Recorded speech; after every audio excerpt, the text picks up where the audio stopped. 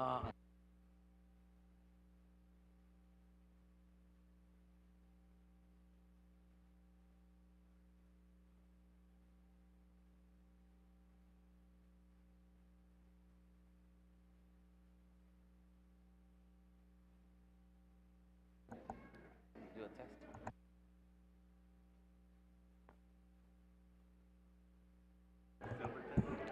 test. Test. Yeah.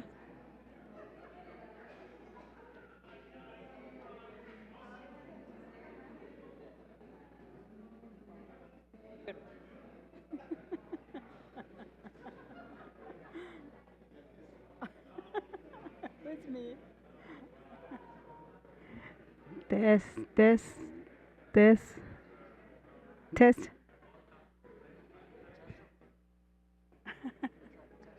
That's a good one. Did you? Test.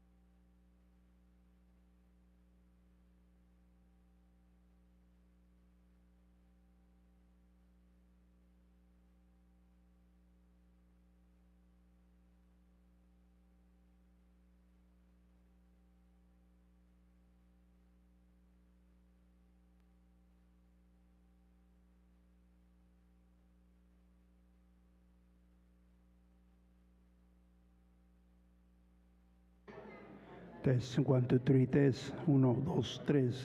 Probando 1, 2, 3. 1, 2, 3. Probando 1, 2, 3. Testing out. 1, 2, 3.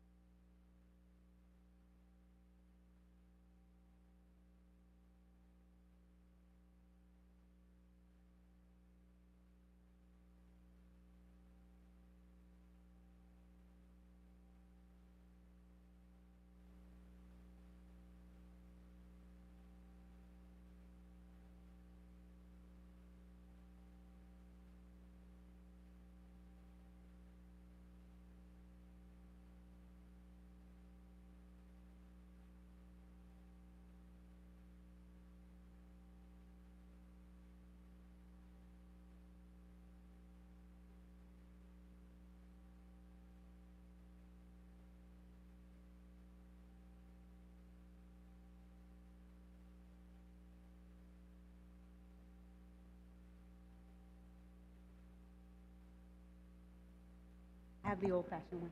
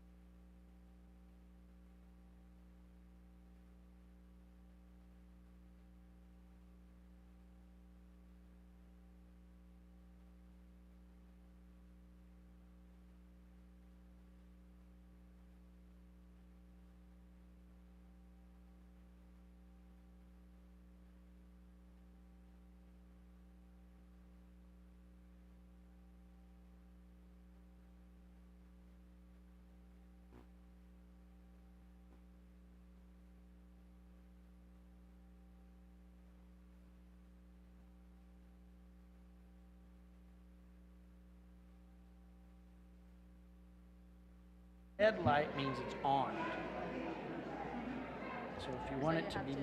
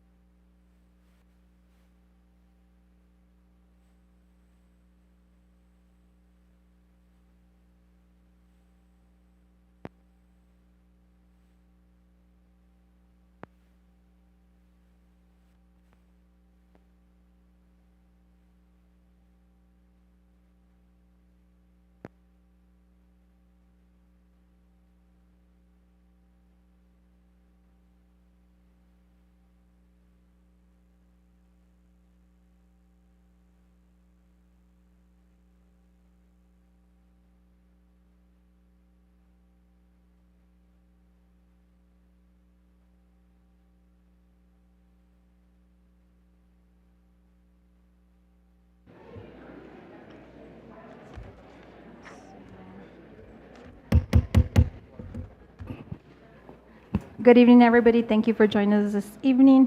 Before I begin the formally call to order this meeting, just a reminder to our audience that if you would like to address the board during open forum, go ahead and fill out one of the yellow forms that are up there and go ahead and turn it to the administrative assistant, Ms. Delgado. Okay.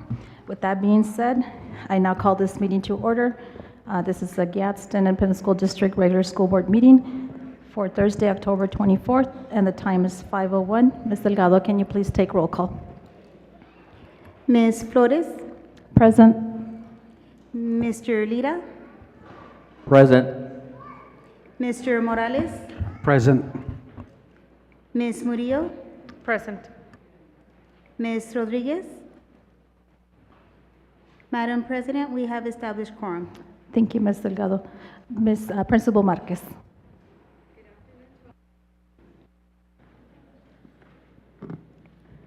Can you hear? There you go.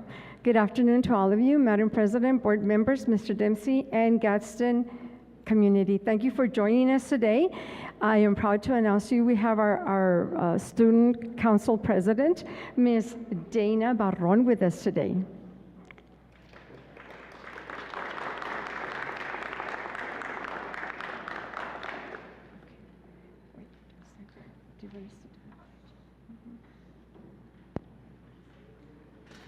All rise.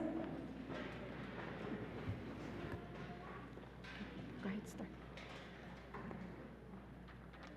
I pledge allegiance, of the United States of America, and to the republic for which it stands, one nation, under God, indivisible, with liberty and justice for all. I salute the flag of the state of New Mexico, the symbol of perfect friendships among united cultures. Thank you. Thank you. Thank you. Good job.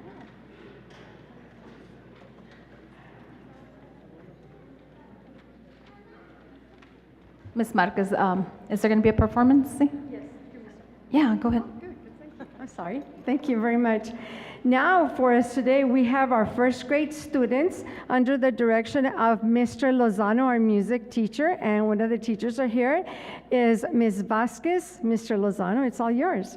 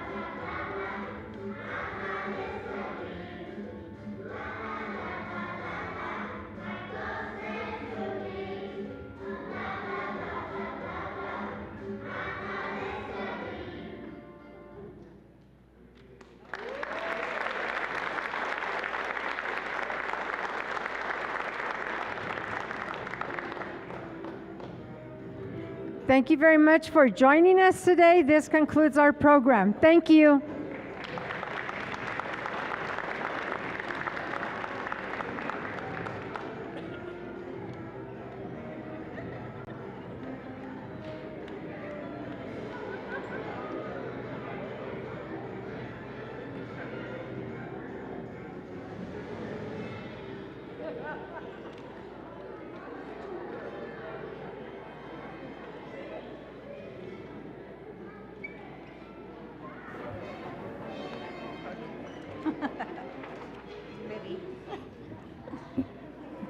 Thank you for that wonderful performance.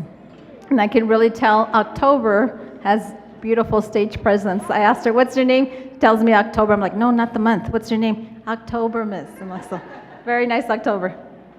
Okay, before I move on, I'm going to go ahead and read our mission statement. The Gadsden Independent School District will provide diverse educational opportunities that empower students to be successful in an ever-changing world. El Distrito Escolar Independiente de Gadsden brindará diversas oportunidades educativas que capacitarán a los estudiantes para tener éxito en un mundo cambiante. Moving on to item 3 on our agenda, Superintendent Dempsey's district updates and recognitions. Superintendent Dempsey. Thank you, Madam President, board members. Thank you for joining us this evening. We're going to start this evening with a moment of silence in memory of Tom Bolsewick, who was a security guard who passed away last week on duty. And so we just want to pause for a minute and remember him and his family. And so I'd ask for a moment of silence.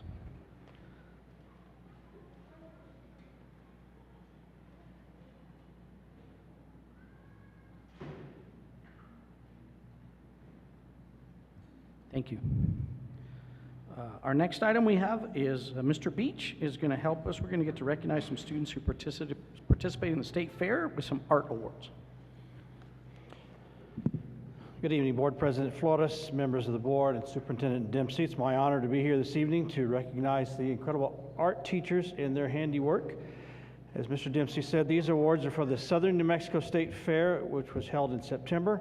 13 of our 14 elementary schools participated, as well as 2 of our middle schools. This is an annual event that GISD teachers have been participating in for several years. Excuse me. And I may add that GISD had the most schools of any of the local districts at the fair. And I think if we added them all up, they probably had more than any of them all combined. We'll be presenting the teachers with a simple certificate of appreciation tonight. Helping me with that is my new Fine Arts Instructional Specialist, Griselda Lopez. She's going to come on up here. Actually, the only teacher that could make it tonight was Mr. Santa Maria from Vado. We'll go through that in a moment. I'm going to read the names off alphabetically and their award. And were we able to get that, Mr. Carbona? The slideshow? I sent it to you. That's okay, don't worry about it. I'll just read them off. All right, so Anthony Elementary School, second best in show. Now that teacher's Aaron Dreiss. He's brand new to the district. Barino Elementary, third best in show, and that was kind of a combination of Michelle Paget, who had been there, Griselda Lopez, and the substitute who's there. Chaparral Elementary, fourth best in show. That's Linda Alhana. Desert Trail, fourth best in show, Jessica Soto. Desert View, second best of show, Graciela Cordero. La Union, second best of show, Maria Hinojos, brand new teacher to the district. Loma Linda, best of show and grand champion, Maddie Kennard. That was, you need to look at that. I'll make sure we get those out. She had a beautiful display. North Valley, fourth best of show, Cesar Molina. Riverside, best of show, Lucerito Marufo.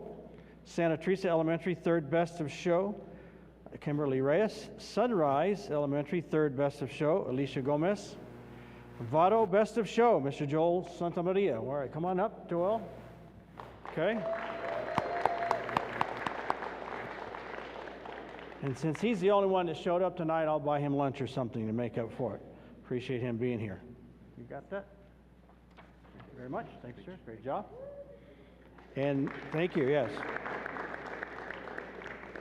What I might do is have the teachers that didn't show up buy him lunch. In Yucca Heights, fifth best of show, that's Mr. Omar Martinez.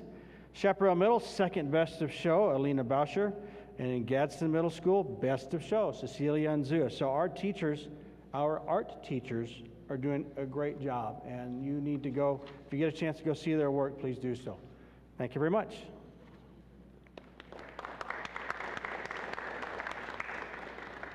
Madam President, board members, unfortunately, our student rep could not be here this evening. Thank you, Mr. Dempsey. Moving on to board member report, I'm going to start with Secretary Murillo. Good evening, everybody. Yeah. Okay. First of all, thank you to Ms. Marquez for your hospitality. It was, okay, there it is. Delicious enchiladas. Also, I wanted to report that we went to, the board went to TRC for the regional meeting. It was the region. We had TRC, we had Hatch, Alamo Gordo schools. So it was nice. It's just nice to get together in a smaller group by regions. They were talking about the magic school and IA, and so I know it's part of the agenda for tonight, and it was very interesting to see the technology, and the future is coming, and it's already here in Gadsden, which is awesome.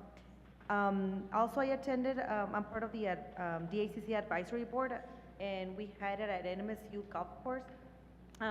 Very interesting because, and I actually brought it because I wanted to share with you guys that for, we don't have a good rate of graduation when it comes to DACC, so I was asking, what can we do to help you guys as an advisory board? Because we go to these meetings, right, and we go and we listen, but how can we help them?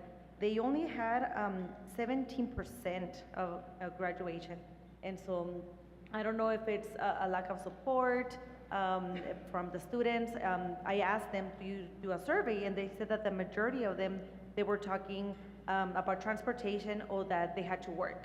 So I said, you know, maybe there's something else that we can do to support our students, especially the ones that are from high school, and then they said that it was a majority from Chaparral and from Sunland Park. So for me, you know, because that is part of our district, it caught my eye, and so we said that we will be having more conversations about that. Tomorrow, there's gonna be the cutting ceremony at noon for La Choya, what did I say? Is the, hold on, I have it. Is the Creative Media Technology Building. So it will be tomorrow at 12. So you guys, everybody's welcome to attend. It's an amazing building, and the rooms that they have is just amazing. And so that will be tomorrow if you guys can assist and go with us to be part of that ribbon ceremony. And then I do want to say thank you, and I told him I'm going to send you the link. Thank you to Mr. Lieutenant Governor Howie Morales. He visited Santa Teresa High School a couple of days ago. His daughter was playing volleyball, and so they were all very confident that they were going to win, and they didn't. Right? And he told me, he said, you know, all of our girls, they are in teams, they're in traveling teams, so they have been whooping every single team out. They have only lost once, and then we were the second one, so I'm very proud. I was sitting right next to him, and I'm like, I live in Silver City, and it hurts, but then, yay, because I'm in Santa Teresa. So it was just nice to catch up with him, you know, having those conversations. He had the opportunity to speak to the administration for Santa Teresa, and one thing that it was very interesting on the way to the high school, he said, you know, I'm very proud of the things that you guys are doing in the South, and one thing that I want to help you guys highlighting everything that you guys are doing, because you guys are doing amazing things. And then I said, what can we do to flip the negative, right? He said, we continue to be one of the worst states in education. He said, but you know what, Arlene, is the matrix.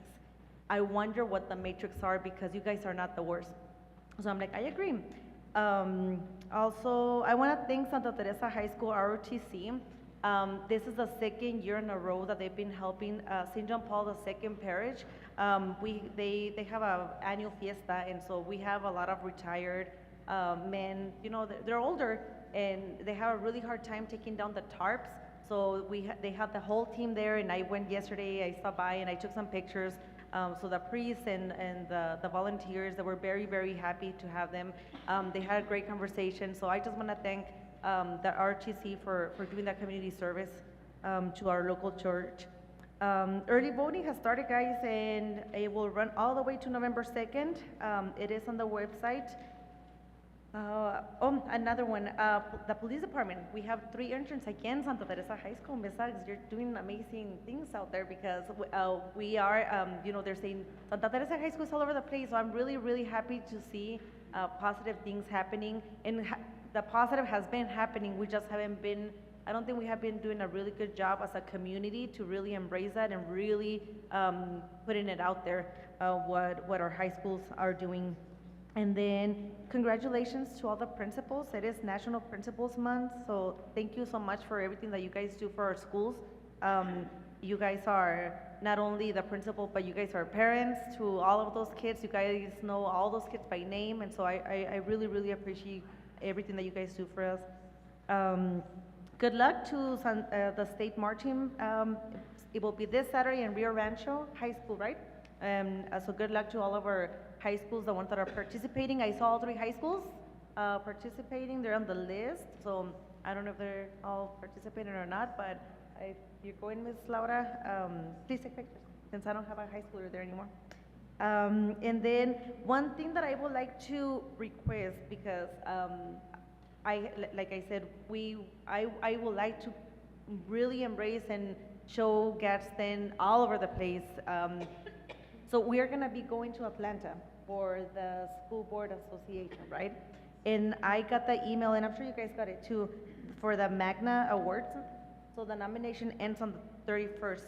I don't know if we have ever done that, Mr. Dempsey, but if it's something that we can do, I think that would be a nice thing to explore, to see if that's something that we can do as a board and nominate a program in our school district. I think that would be nice to take them out there. And with that, I report. Thank you. Thank you, Ms. Murillo. Moving on to Board Member Lira. Ms. Marquez, thank you for having us here. The food looks amazing. I haven't had a chance to taste it, but I'm sure it is. Thank you. I have nothing else. Thank you, Mr. Lira. Moving on to Board Member Morales. Madam President, thank you. I think I'll be really brief as usual. First of all, my number, again, just in case no one has it, is 575-262-9426. Feel free to contact me if you have any issues, concerns, ideas, suggestions. I will make myself available to you, and as much as I can, and then if you have anything that you need me to advocate for, please let me know. I've been meeting with people from the community and visiting with different schools, and I really appreciate the support and enthusiasm for what we're doing this year. That's all I have. Thank you, Mr. Morales. Sorry. Go ahead. Ms. Marquez, thank you very much. I got here early, so I tasted the food. It was very, very good. Thank you. Thank you. Now moving on to myself. Thank you, Ms. Marquez, and thank you, Ms. Dominguez, for your hospitality this evening. Yes, la comida está muy deliciosa. Especialmente póngale cebolla, aunque maybe your breath might be a little bit stinky, but it makes a difference with the onions, right? So thank you so much for your hospitality. I thank you, Mr. Dempsey, for taking a moment of silence for Mr. Tom. So he was a security guard in Chaparral High School for about 11 years. And so it was hard because when he notified us, I was like, please don't tell me it's Mr. Tom. And he confirmed it was Mr. Tom. And it was sad because my little boy was hearing me, tell my mom about his death. And he's like, what did you say?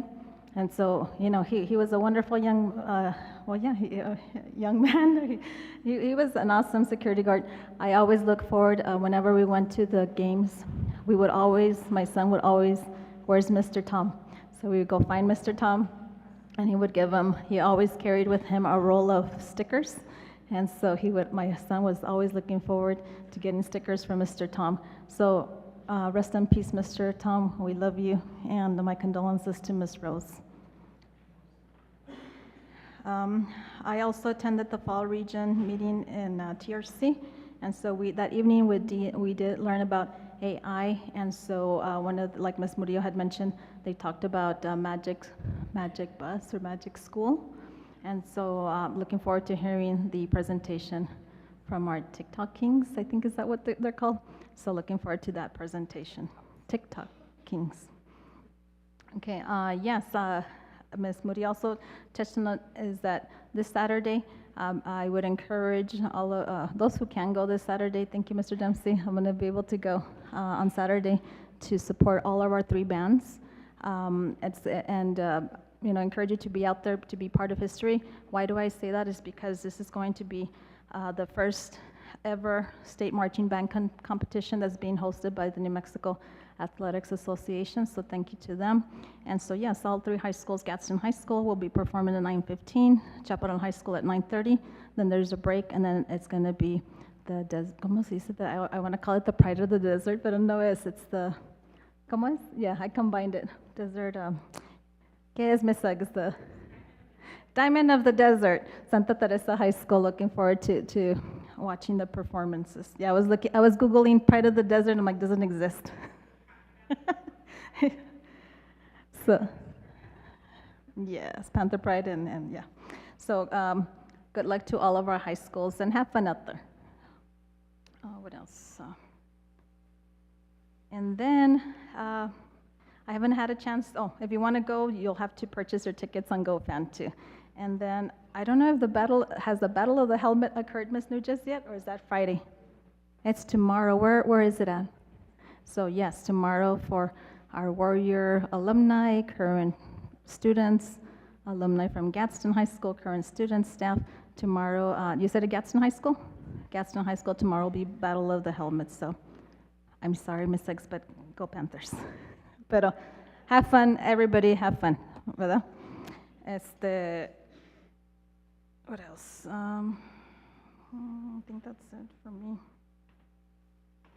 Yeah, I think that's it for me. So thank you again for joining us this evening.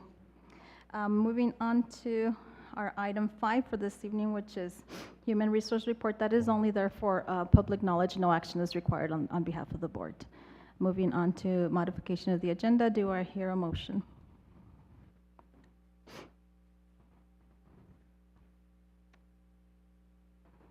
Okay, so I'll make a motion that we accept the agenda as is. All in favor? Aye. All opposed? Motion carries. Moving on to item 7, I would like to make a motion that we accept the regular school board minutes for October 10, 2024. All in favor? Aye. All opposed? Motion carries. Any questions, comments, or concerns regarding the consent agenda before I ask for motion? No? Okay, do I hear a motion? I make a motion that we accept the consent agenda. Ms. Murillo has made a motion to accept the consent agenda as is. All in favor? Aye. Aye. All opposed? Motion carries.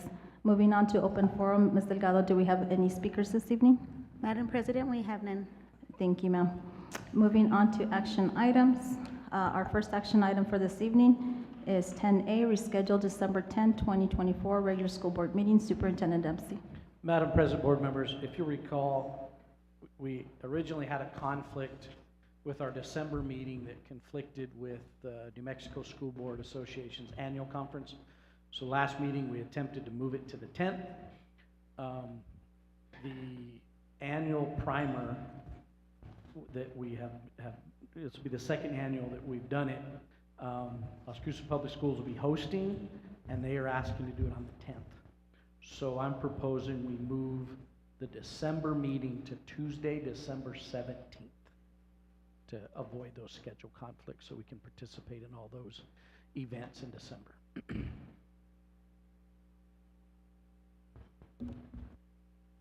So you said December 17th, correct? Yes, ma'am. Okay, so with that being said, I'd like to make a motion for us to reschedule the December 10th regular school board meeting to December 17, 2024. All in favor? Aye. Aye. All opposed? Motion carries. Moving on to action item 10B, graduation requirement, total credit requirements for class of 2029. Superintendent Dempsey. Madam President, board members, I may have Mr. Wogermuth just come up in case, to save me in case I misstate something or give you clarification. He's our secondary director. Recently we held a work session specific around graduation requirements. And I want you to understand that as we start discussing graduation requirements, it's multiple policies that it impacts. So we're going to have to, my idea is to take this on a phase at a time. And I felt like during that work session, we had really good conversation about 3 specific items. And I wanted to bring those to you to see if we can start passing those, and that will help us as we develop what's called the graduate profile and then the overall graduation requirements. Keep in mind, these are all for the class of 2029 current 8th graders. Mr. Wogermuth, did I do an okay job there? Madam President, members of the board, Superintendent Dempsey, excellent job. Okay, terrific. Okay, so the first item we're talking about is total credit. So a little history here. Traditionally, Gadsden has required 26 credits to graduate.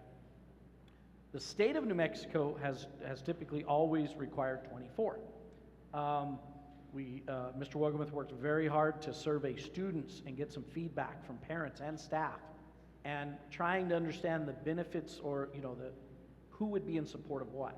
And based on the results of that, and that was what was shared there at the work session, it was pretty significant that the majority felt like 24 credits would be the best, aligning ourselves with the state would be the best option. So that is our recommendation. We list a specific policy that will impact, and that's IKF.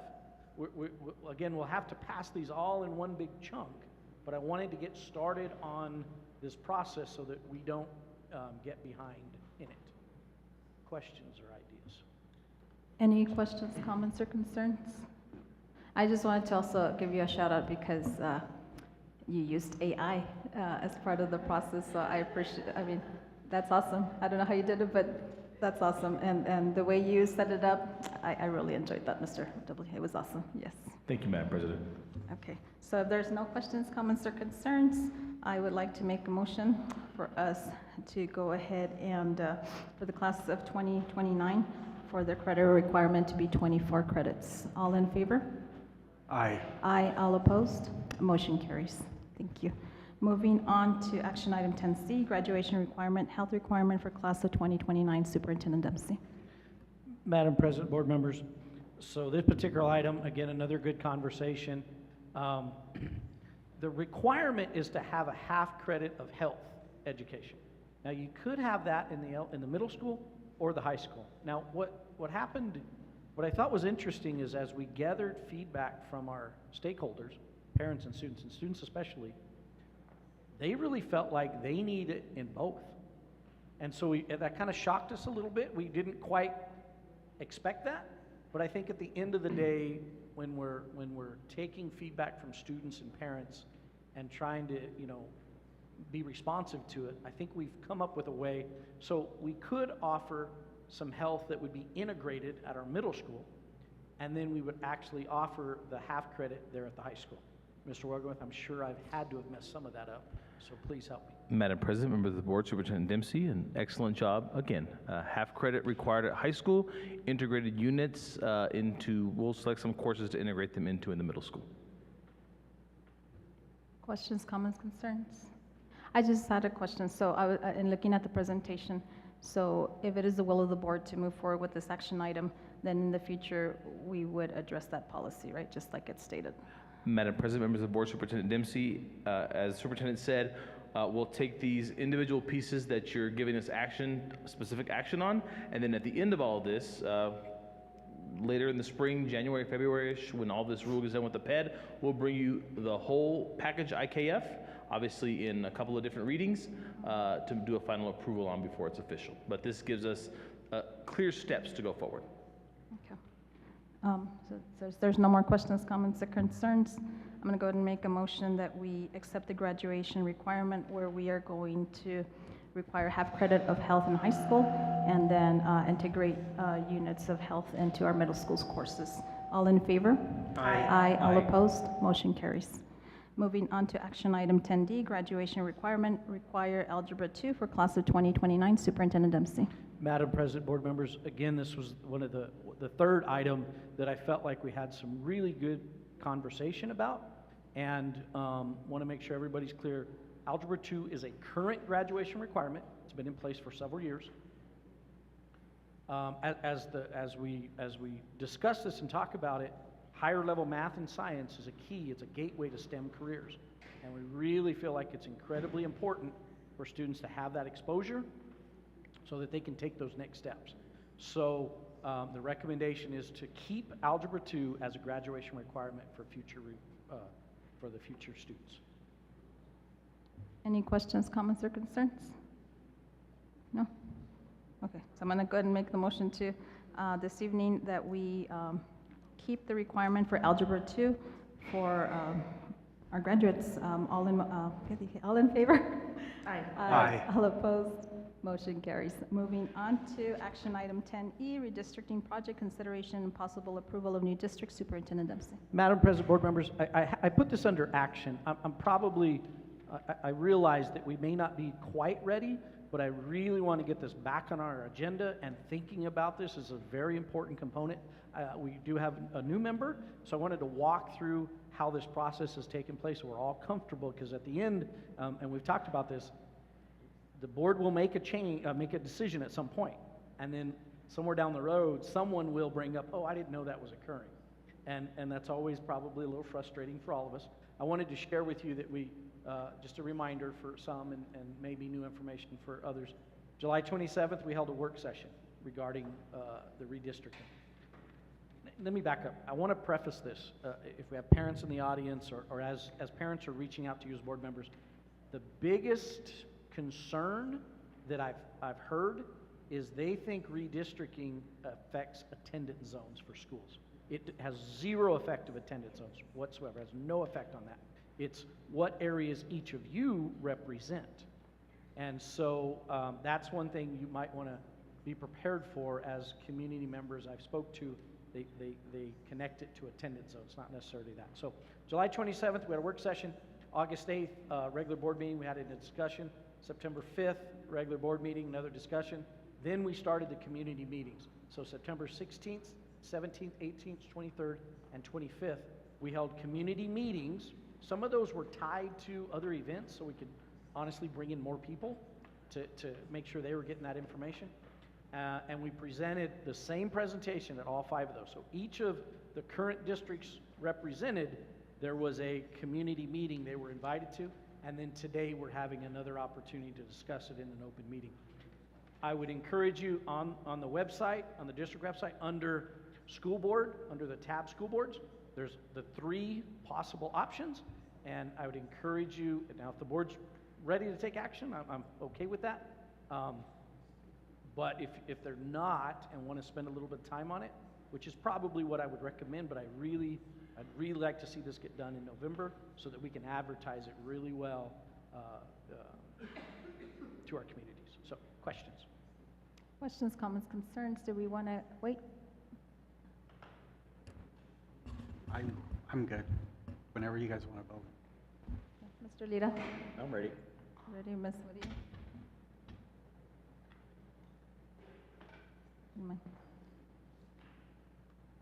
I'm ready. The thing, I guess, I would, since one of our board members is not here, I know Wait. I would kindly ask us that we wait for We the wait next, then. for the next board meeting so that she can partake in the voting. Madam President, I think that's a great suggestion. I would ask that you table it till the next meeting officially, and then we'll be sure and have it as an action item. Okay, so I'm gonna go ahead and make a motion that we table action item, where am I? 10A, the redistricting project for the next school board meeting. All in favor? Aye. Aye. All opposed? Motion carries. Okay, moving on to action item 10F, utility easement access for EPE of the Gadsden Middle School property. Superintendent Dempsey. Madam President, board members, it looks like Mr. Smythe is going to help me with this item.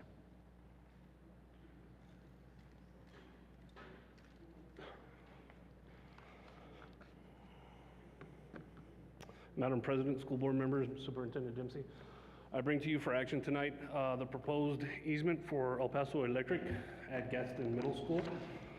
The proposed easement is about 12-foot by 18-foot easement to the northwest corner of the property. I stand for any questions. Questions, comments, concerns? Okay, do I hear a motion for this one? I make a motion that we accept item 10F, utility easement access for EPE of the GMS property. Secretary Murillo has made a motion to accept action item 10F. All in favor? Aye. Aye. All opposed? Motion carries. Thank you, sir. Thank you. Okay, moving on to discussion items. Our first discussion item for this evening is 11A, translation services, request for translators, interpreter, and I was the one that asked for that. Any comments, Mr. Dempsey? No, Madam President, well, definitely want to hear it. We had it on the last agenda, but you weren't able to attend, so I thought it was really important to bring that back and let's have a conversation Okay, about it. so the reason I had this as a discussion item is that I strongly feel that, I know it's not budgeted this time around, but maybe in the future for the following year, as we're working on our budget, the importance of having, of maybe adding, the possibility of adding to the department of Ms. Tarazona, translation and interpreters. So thank you for clarifying me earlier. So, usually I say translator is the one that speaks. No, I was wrong. So the translator it's the opposite. So why is it important? To me, it's important because when we have parents attending IEPs or when we have parents attending events like this, that I think we have Dr. Mora maybe translating, it's providing that equity so that they're receiving the information at the same time that everybody is in their native language, in this case Spanish. In the future we're probably going to have to look at other languages too, and looking at maybe AI or other programs in order to provide those interpretive and translation services to our community members. And so, I would request, sir, that you take into consideration for next year's school budget the thought of putting that in place. And I have full confidence in Ms. Tarazona, because in her former job, she was the one that established in that department the translation and interpretive services. And where I currently work at, we benefit from it because, when I'm being the LEA for an IEP, we have our interpreters that come in, they sit there and they interpret. And while I myself am bilingual, as I sit there in those IEPs, I'd be the first one to say, I don't have that vocabulary, that academic vocabulary that entails communicating, with the diagnostician, with the OTs, PTs, all the evaluation, battery evaluation, all that information. I really don't have that language, and as I sit there, I'm taking notes, to build that academic vocabulary. So it's awesome. It would be wonderful to see that in our district. Also, that we're prepared when we have community events where a translator is required,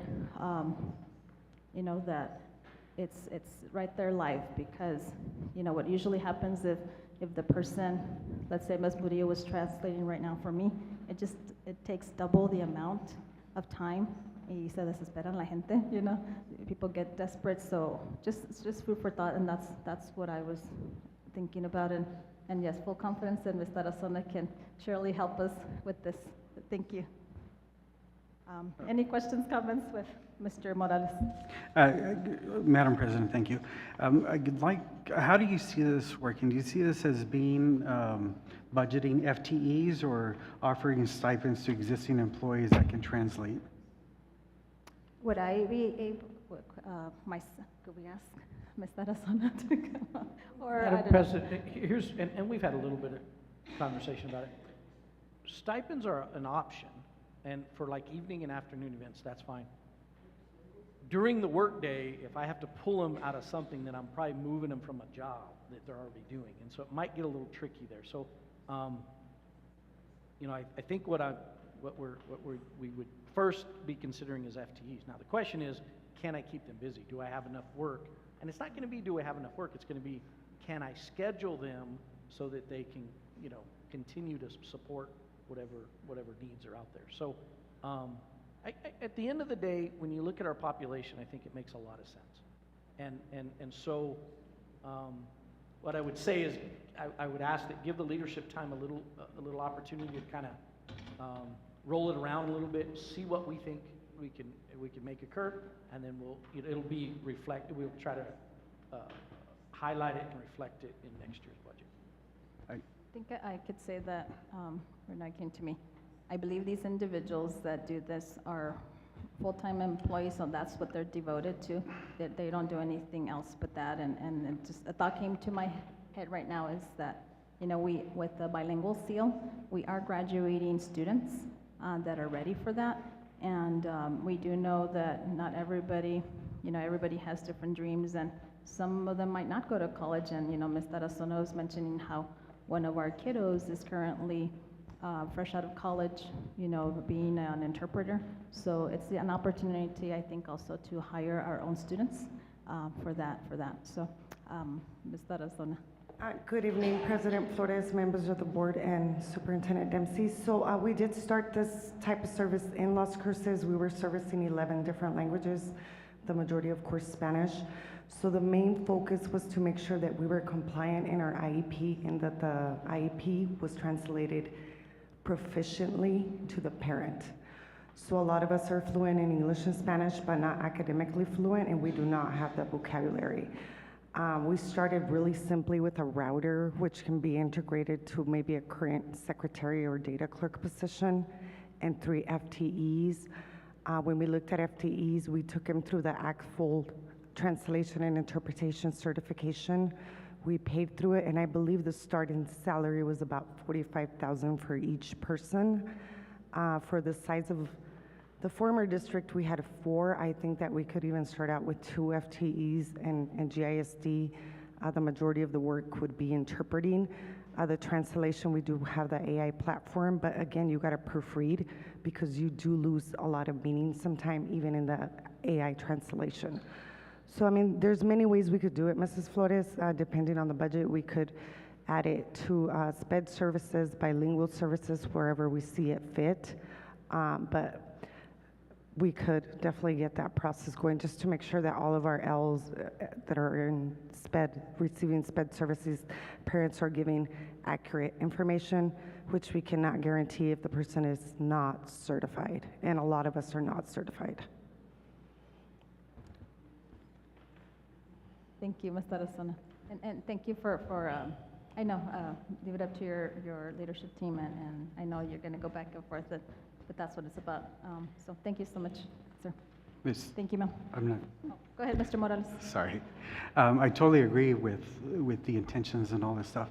And it seems to me that there is a good plan in place. And, you know, I think that it'd be good to bring it up again and be presented with a plan before it's on the budget. And I would ask Mr. Dempsey, and if the board agrees, you know, to make it a directive to get it on the budget.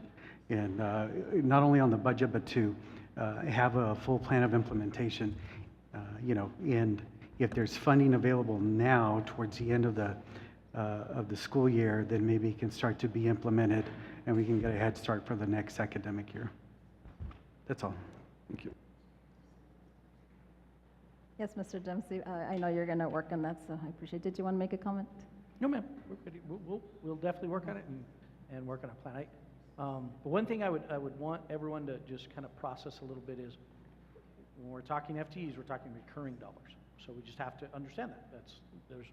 We just have to understand it's a recurring position that once it's built into the budget, typically stays in the budget. Thank you. Okay, moving on to discussion item 11B, NMSBA Policy Services, Superintendent Dempsey. Madam President, board members, I just bring this up as we're starting to embark on the NMSBA conferences and the season coming up. I've used the NMSBA Policy Service since 2012, and so I feel like I know it very well. What I ask you as board members is when you'll have opportunities to share with larger groups that are part of the NMSBA, the policy service is good, it's sound, but it could be a lot better. It really could. It's not a user-friendly platform. You guys probably experienced that. I'm comfortable with it, but it's not easy to search things. It's not easy to just read, if you will. I'm starting to see some of the links don't go where it's supposed to go, so then I have to go on one source to look up the statute, actually. So what I ask from you is really to encourage the governing body with NMSBA. Let's partner on a project, and let's really make this something that serves its purpose. It helps you as board members. It's one of the 3 main items of a board member, a governing board's responsibility. It helps guide us administratively, and so a very sound review, and I really don't think it's going to be that difficult. And I think I've shared this, but if I haven't, a year or so ago, I had several individuals who were needing internship hours. They're working on admin license and needing internship hours.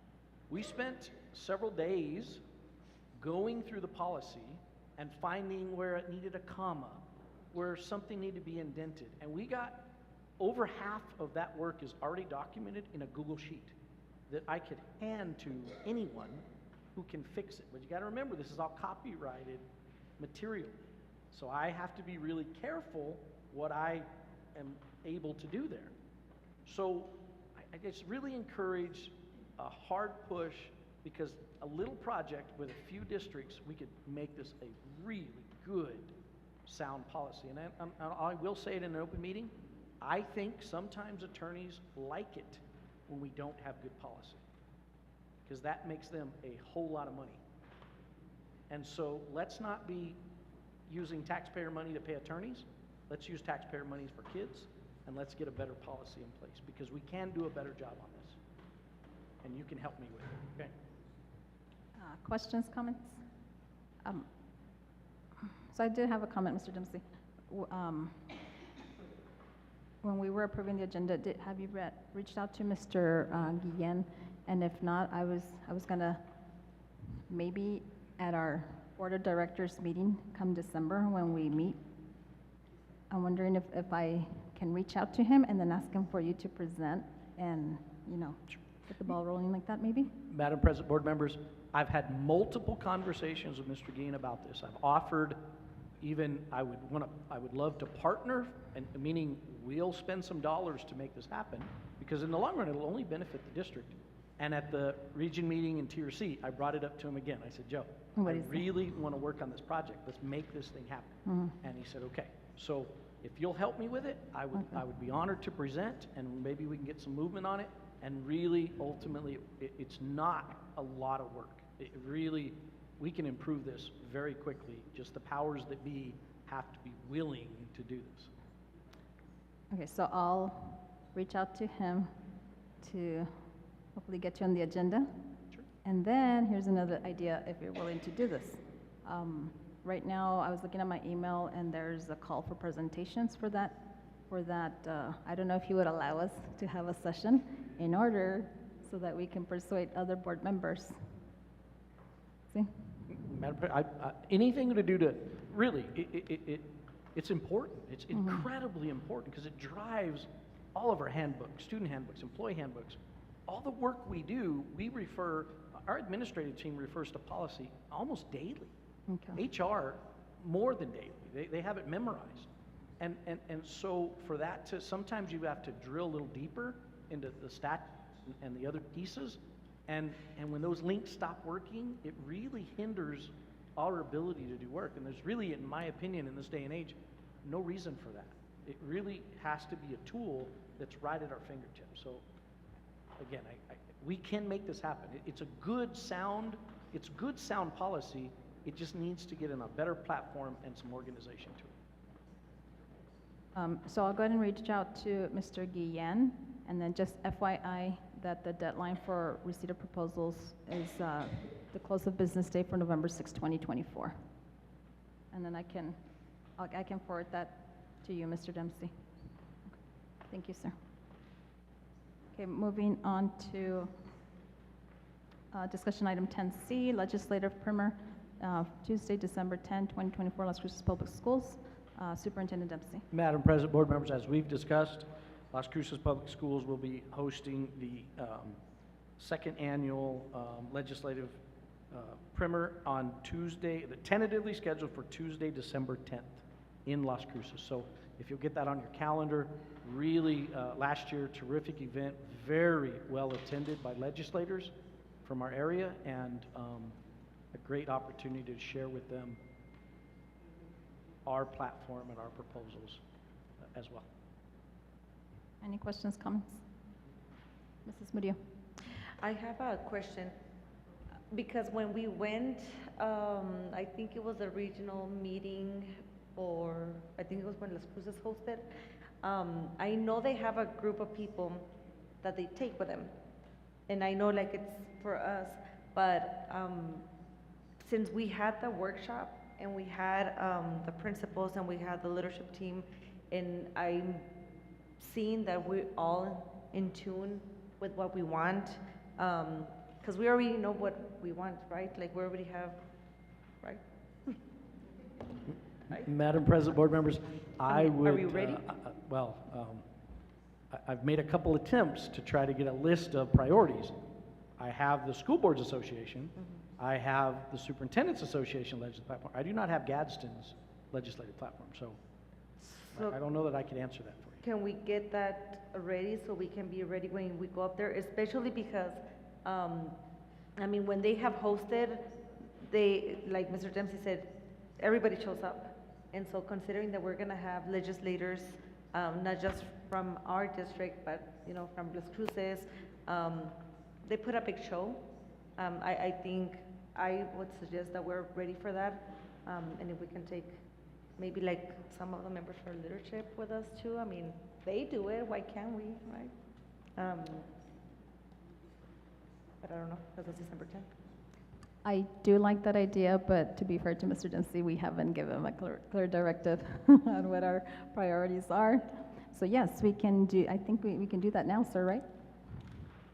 Madam President, board members, you definitely could give me a list of items. What I could do is try to put those together, you know, and with some language around them, and bring them back in November to let you review them and possibly approve them.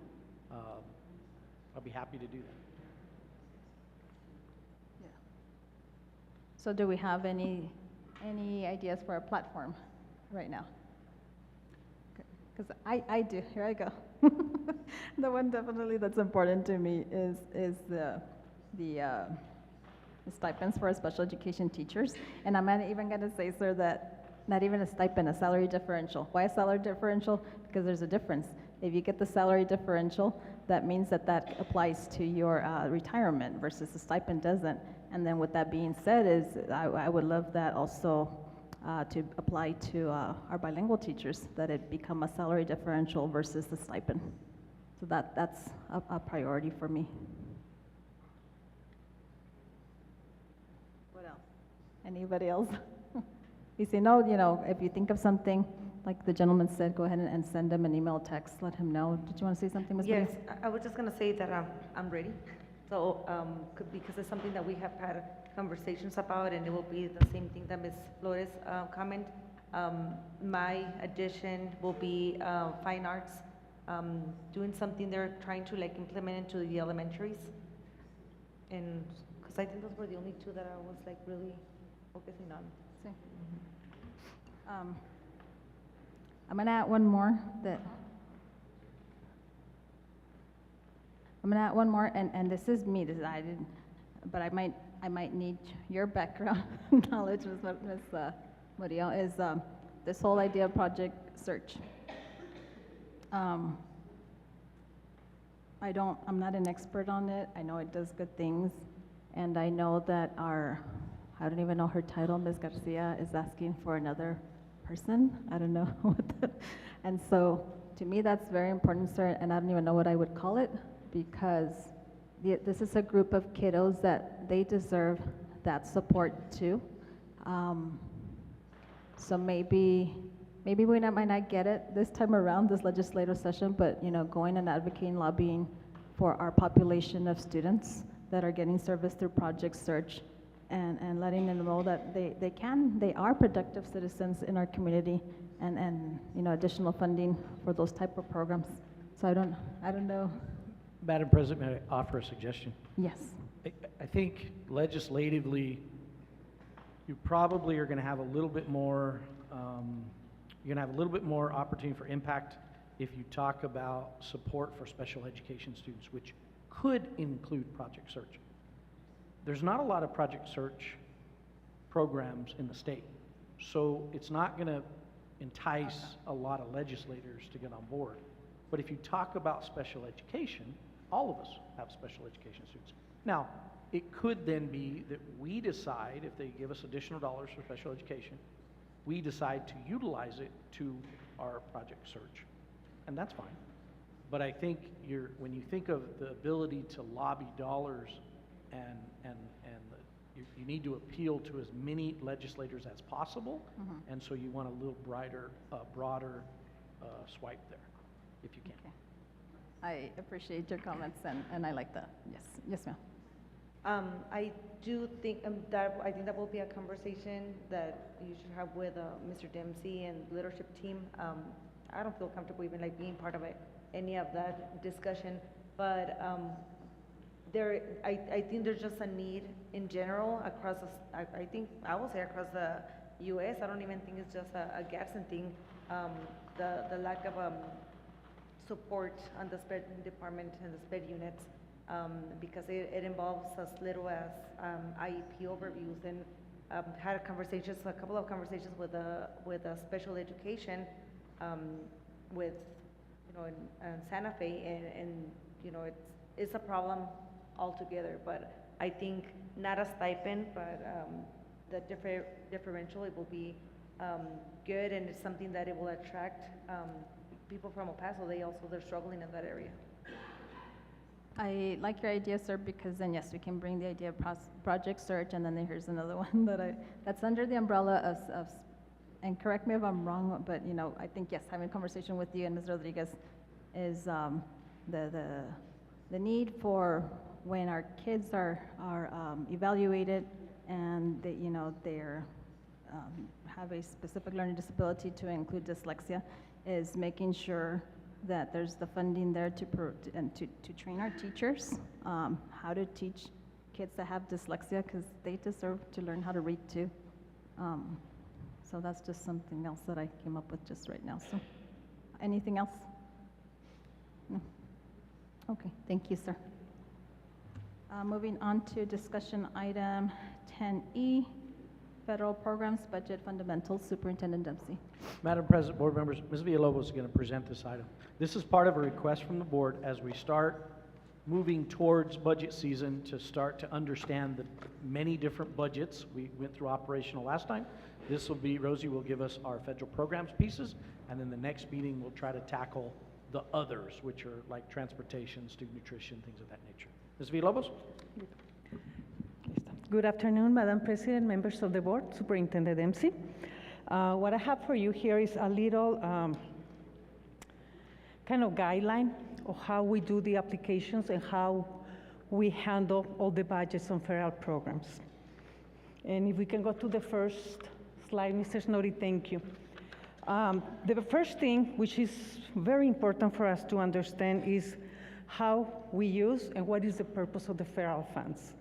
Because this is very different from the state money, because this is something that has specific guidelines, and every fund has a specific guideline. What is the purpose of this? The federal funds were created, and they're part of the ESEA. We're part of the amendment on the Act of 2015. The purpose is that we can provide to all children the significant opportunity to receive an education that is fair, equitable, high quality, and that we can work with these funds to close the educational gap. This is very, very specific, and that's why the use of each one of the funds is very specific on how we use it. Any activity, anything that is sponsored by federal funds has to be, there's a lot of rules that we follow here, but the most important is remember that it has to be allowable, allocable, reasonable, and something necessary. All these funds are to supplement, never to supplant what the state needs to give us for our students. If we continue on that, if we go to the next slide, Mr. Snowdy, thank you. Okay, something very important, like FYI for all of us to be really aware of our programs. There are two programs on the federal guidelines. Some districts and some schools have school-wide programs or targeted programs. We are a school-wide program completely. Every single one of the schools have implemented the program of school-wide on Title I. And I'm going to show you how and why with the numbers. The federal funds, to remember, they're always to supplement, never to supplant. I repeat again, the expenditures had to be very reasonable, allowable, allocable, and necessary. And they can be used only something that are very strict on us, on evidence-based interventions, and every material that we buy has to be high-quality instruction. Another thing that is very important to remember when it comes to federal funds is that those are not the funds like Ms. Ludim.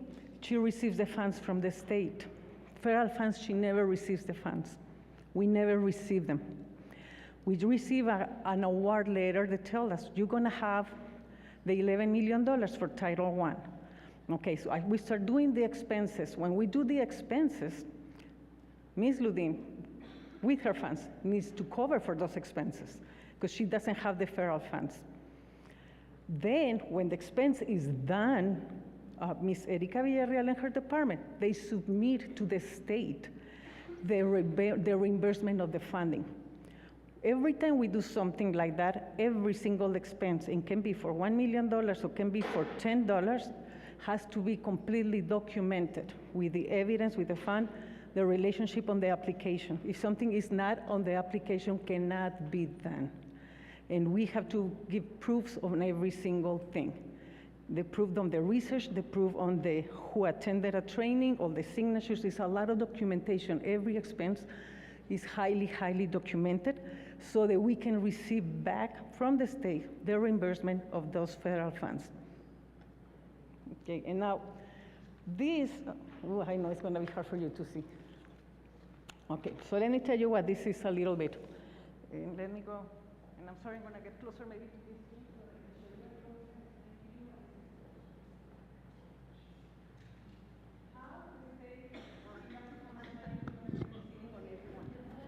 Oh my God, I'm sorry, Sam, thank you. How do we know we're gonna receive the money? Okay. Yeah? Okay. You know how important it is for us to have the 40, the 80, the 120 days certifications. Super important.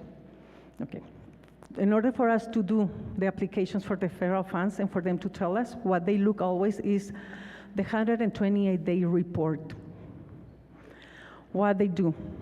And every time that we have a report on the 48 and the 20, the state, when the state validates all the information that we send on the report, on the 40, 80, 120, they match that with the students on the state they are receiving on that area, the SNAP.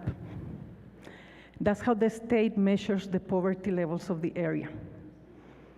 They put it together and they create a report that is called direct certification for Title I purposes.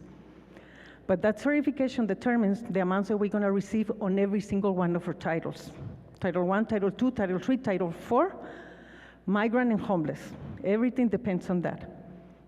So, this year funds that we have on federal funds are coming from the 120-day report. This is what they say. The order of the schools, as you can see here, this is part of the job that I have to do. I have to rank the schools. That's my first job when I receive this information in this report. The highest poverty level to the lowest poverty level. What is the poverty level on the state? The poverty level is, in order for us to receive Title I funds, all the schools have to be above the 40%. Anything under the 40% does no longer qualify for a school-wide program. But the state says that because of the poverty in the area where we are, we have a 1.6% multiplier. So the 1.6% multiplier tells us is like all the things that the state is not really considering, the things that data that they don't know. That's how they consider the poverty level on each one of the areas where we are. So the 5 schools with the highest poverty levels, those are the ones that need to receive more funding. And one thing that we need to understand on federal funds, when Miludim does her money, she needs to do equal for everybody with the state funds. Everybody needs to receive the same. When it comes to federal funds, I cannot do the same. We have to do equity with the finance. So we need to allocate the funds first on the schools that have the highest needs. After that, then we are allowed to start providing equal to everybody because the whole district is a school-wide district. And that's how we have to balance all the budgets. So our 5 schools this year, number 1 is Verino, number 2 Anthony, number 3 Riverside, number 4 Desert View, and number 5 Desert Pride Academy. So those are the schools that from federal funds need to receive the highest allocation by student. And if we go to the next slide, okay, how are the school allocations? And this is the guideline under the federal guidance. The federal government tells us there's something that is very important to distribute Title I funds, have to be in a manner that may be more equitable than allocating the same amount of funds per pupil to every school. Ms. Ludin assumes the same amount per pupil. We don't, because we need to allocate more funds to some schools. And that's the difference between federal funds and state funds and how we're handling all the money. This is the designation of how we can call ourselves a school-wide program. And that is something that I have to do every year on every application on Title I. Every year I say, after the numbers, I say, yes, we continue being a school-wide program in the whole district because of those numbers that we just showed you. And you can go to the next one. Okay, how we distribute the money. And this is, this table, I had to create this when I submit the application on Title I. And how I have to do this, according to the numbers, according to the enrollment, according to the low-income students, I create a different allocation per pupil. So the first 5 schools are the ones that receive $1,000 per student minimum. The other schools receive a less amount to be in compliance with the guidelines on federal programs. So there's a bracket that I have to work with the money and say how much the bracket is going to be. So we start, the first schools receive $1,000 per kid, then we go to 980, 960, 800, until we go to 740. Once I do this, I can say, okay, then the allocation per school is gonna be, for example, on Verino, according to this number of students they have, the allocation has to be minimum $195,000 per school, per Verino. The numbers are different at schools that have more because they have more students. This has to be approved of the application in order for us to be receiving the Title I monies and all the other applications. This is the one that has to be approved. Once we send that one, if we can go to the next one, Sam, thank you. Okay, once we have that, that's how we create, okay, this is where we are, this is the Title I carryover, because we receive already the carryover, and I had to say how, every time that I receive a carryover, I have to do the allocation by school and say, this is how I'm gonna be allocating by school, how much money is going to be. So this is the total required allocation per school. That's what we have this year. And then here I start putting all the expenses. So this is a table that is very familiar to all the principals because I share all this information with them through the year. This table keeps growing through the year. Oops. Okay. This table keeps growing through the year because I keep adding every single expense instead of being a huge report, and I have the report for every year. That's how we handle all the budgets. So what are we obligated? On parental involvement, the schools are obligated to receive this amount of money, which is the 1% of the fund, of the money they're supposed to receive. This is another calculation that I had to do to submit on the application. What it means, the schools have on their own DACs this money so that they can spend it as a school on any activity that they have involving with the parents, and it's one of the requirements of Title I. Besides that, I allocate money for them on the comes to supplies and materials so that they can have on their DAC money, that they can spend money on the kids on whatever the principal decides to do. And this is the best, one of the things that we really allocate money first on the schools is on the salaries. Some salaries that we have to, that we support the schools, like intervention teachers, instructional coach, and the other support. I'm going to show you that later. It's going to come in another slide. But this is the money that every single school is receiving on salaries this year by Title I. Parental involvement, supplies and materials. This is the total allocation by school. I highlighted these schools. I have 1, 2, 3, 4, 5, 6 schools that I still, with all the allocation, I'm not covering what I'm required. So for me, those schools, we still need to give them more funding from Title I. And we're gonna be I'm working on that through the year and say, okay, we need to give them that so that we are in compliance. Once we are in compliance, and every school receives, which is the required allocation, approved on the application, then is when we can start spending the rest of the money, allocating it in a more equal way. So that's like, that's how we can come to things, for example, doing the school supplies and doing for every single school that is equal. Because there's kids that maybe they don't need the school supplies, but they still get them. But we can do that after we are in compliance with what is required for equity on the funding. And if we can go to the next one. Okay, what are the budgets? The budgets that we have this year are all these budgets. And what is important, I would like to help so that we can understand what is the purpose and the intention on each one.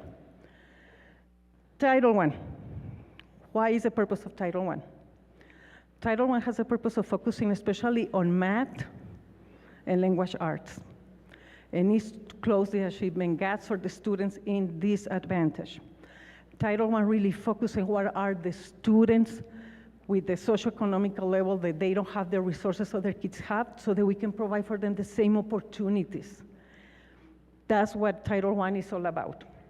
Title II is all about teachers, principals, professional development, how we can provide quality education to our kids through these funds. And those funds are always allocated on when it comes to teachers, professional development, all that. Title IV is a very interesting fund because it's divided in 3 parts.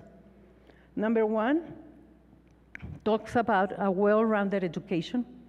So what is a well-rounded education? And that's how we can support programs like Folklorico or anything that is culturally relevant to the community.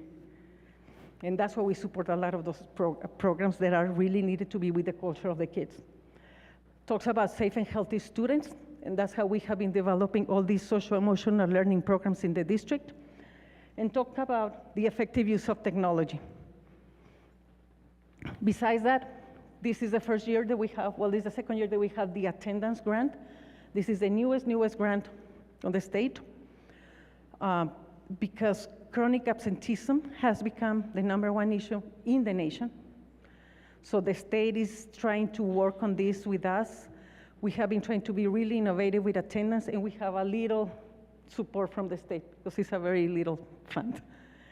And then we handle the migrant students, which is another program that is targeted only for the students that are receiving the migrant services.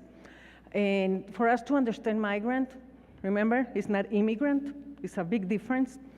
And what we have to do with this money is like after the students receive state funds, Title I funds, and everything else that is available in the district, the migrant as the homeless is like the top of the top of the top, means like you covering all those needs, but those students have special extra other needs, which means if we have a homeless kid that needs to go to the dentist, we take the kid to the dentist and we cover services.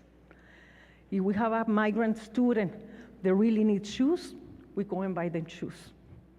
That's what it is. We do extra different things that we cannot do with any other kid. So those are very special programs. The other one we have under federal programs, the CSI and the TISI comprehensive support and targeted support improvement programs. And this is the last time on ARP. ARP, we finished spending the money, and ARP is another specific fund. We gave you the report in the summer of how we use ARP. This year we're using the last part of the ARP, which was like just the last balance compared to the 70 million we received was just 6.5 or something like that. If we can go to the next one, Sam, thank you. Budgets. This is the amount of money that we receive on each one of the titles. 11 million on Title I, 1,200,000 Title II, 1,185,000 Title IV. On attendance, migrant and homeless was attendance $165,000, migrant is only $140,000, and homeless $70,000. For the CSI, we received $300,000. And on ARP this year, we had $8,700,000. So if we click on that link on the middle, okay, this is the summary of what we have, of all the funds that we receive. So this year, we're working with $23 million of federal funds. And if we can go to the first tab, which is the Title I, the tab at the bottom, there you can see the whole budget for Title I. And this is exactly how it is. And if you can scroll it down, you can see how, because once I receive the application, once I have everything, the first thing I have to do is create the budget. Once I create the budget, when I receive the award letter, then I start working with the application, because every single money needs to match on the application. If I don't say on the application that we're going to spend money on something, it's not going to be allowed. Okay? And that's how the applications are created. Here you can have exactly how the budget is working this year on the application and on how we're using it. For example, here you can see the total FTEs. With Title I, we support a lot of salaries because we have all the intervention teachers, all the instructional coaches, some of the specialists, social workers, attendance advocates, parent ambassadors, the computer assistants on the schools. We have all the secretaries on the pre-Ks. We have, it's close to 100 salaries. So it's a lot of positions that we support the district through these salaries, and this is how they go. And that's how we have, this is the budget on Title I, and if we go to the second tab, which is the Title II budget, how we do with the Title II budget. The Title II budget has to do, that's how we support all these programs. We support some instructional coaches are here, 3 are here. Some of the secondary instructional coaches are here, plus coordinators. And we have, that's how we support all the mentors, all the mentorship program, all the National Board Certified Teacher program, a lot of professional development. This is how we do in the high reliability program and all the stipends and all the things we do for the high reliability program. This is how we support in Santa Teresa Elementary becoming a high reliability school. We support all the gifted summer PD in the district. We support all the supplies and materials that the new teachers need, and everything that is related to support the teachers, the principals, when we can support, bring the principals, for example, in the summer that we invite them to go to the training in Albuquerque, to the legal, that's how we support it. Using Title II, we try to provide all the support that we can to administrators and our teachers, and that's the intention of this grant. If we go to Title IV, if you can scroll it so we can see the 2 squares. Title IV has to be divided by the award letter and the carryover. Some like Title IV this year said you can do both together. And these are very specific because there's a lot of rules to create this budget. And the rules are, I cannot never spend more than 30% of my budget on technology. And from that 30%, I'm allowed to use only 50% on equipment, nothing else. So I need to be measuring exactly how much I'm measuring with equipment for technology and things like that. Because this is how we make possible effective use of technology and amazing people like our tech here. It's because of this program that we can make that happen. This is how we can pay the Magic School. This is how we do things like that. And we need to put all the initiatives and everything that is needed. Safe and healthy students. This is the money that we're using for all the social emotional learnings. That's how we have Capturing Kids' Heart. That's how we support mental health therapists. That's how we are creating wellness classrooms in the schools and everything that is related to the well-being of our students. How we support counselors, how we support all that part. With PD, with everything that is needed. And the other part, well-rounded education, is how we are trying to support Mr. Bish with folklorico programs, so we can buy the costumes, the shoes, the earrings, and all that kind of things that is related to keep the culture and the heritage of our community. And then we have homeless, which is very minimum. We are done with the funding, but that's something that is funded like homeless, what we were able to do through ARP, we were able to buy a couple of things for our families. One of the main things that we have been able to do with this is like we can pay for hotels. We need families that need to stay in a hotel for 2 weeks, for 3 weeks, until they find a place to live. And this funding has been very fundamental for us in helping us support our families in need when they don't have a place to stay. The migrant program, all we do with the migrant money is really provide support to our families and all the things that the families might need. We buy a lot of things for those kids. For attendance, this money has been used for really all the incentives that we want for the schools to have so that we can start working on the attendance incentives for the students. And we work very closely, Ms. Cumplido works very closely with the principals so that we can do the investment on what needs to be done, whatever the attendance campaign is at every school. And the last part, which is ARP. Okay, what we did with the last money on ARP that we have this year, because we are done with it, is we invested a lot on audio enhancements. We finished using money on audio enhancement. We did a huge investment on drones, esports, computers, and Lego robotics. We have an investment close. We put all the investment together we have been doing in technology. We are close to $6 million on technology. And we really, I think we're becoming the district with most technology in the state of New Mexico.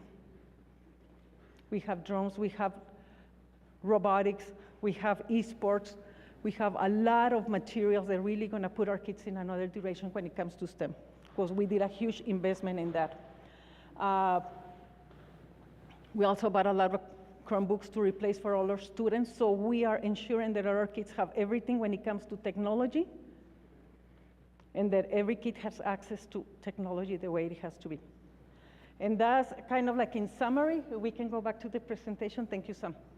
Okay, before I continue, comprehensive needs assessment is a requirement on every single one of the titles applications. How we do a comprehensive needs assessment, we keep collecting data constantly. It's not like a one thing. It's like every time we have data, we analyze it, and we try to see how we do the make use, if we need to make changes on the application, or we need to improve anything that we do. Federal programs is completely driven by data, doing comprehensive needs assessment on everything that we need. In order for the state to approve all the applications, we need to give them the comprehensive needs assessment explaining, okay, why do I need to have instructional coaches? Because instruction is this and this and this and this. And we need to give them all that. On that link is a very lengthy document because it's close to 80 pages. I know you don't want to read it at night, but when you have the time, you can go and see and understand exactly what it is and what we're talking about on every single one of the grants and every single one of the titles. There's all the information and there's amazing data. You're gonna see the report at the end of the year of the mental health therapists. So you're gonna see how many kids were suicidal, with depression, with anxiety, why we need mental health therapists. You're gonna see the report from the counselors, how many kids were needing what and how we're needing. You're gonna see a lot of information in academics, on services, on attendance, on everything. There's a lot of data that you can see later. And if you have questions, you can call me and ask me because we cannot go through that because it's 80 pages long. Okay, something that is very important to understand, something that we do for our programs is something that is called budget braiding, and it's something very important. For example, social emotional learning. We cannot do it only with Title IV, so I need to support it with Title I, and we support it also with Medicaid funding. That's the way we can sustain mental health therapists and all the social emotional learning programs that we're having, because one title is not enough. What they're giving us is not enough. For example, for the families in transition in our migrant programs, there's no way I can sustain it with what they give us with homeless and migrant. We really use Title I to support all our families in transition and all our migrant families, because there's a lot of things that they require. For example, every time we have a new homeless kid and they have nothing, social workers take the kids to Walmart, and we are spending right now between $500, $700 per student. We get them everything that the kids might need, because we are finding that. So we do huge investments on our students to make sure that they're fine and they have everything covered. When it comes to attendance, Attendance, there's no way we can sustain it with the grant that we have from the state, which is $165,000. So we sustain it with Title I. That's how we're doing attendance. What the state is giving us is really very minimum. For example, for the programs, the STEM, and all the community centers, they're sustained not only by Title IV, but by Title I, by braiding the funding, as well as professional development. We're using all the titles for professional development to make sure that we support all the needs of the district.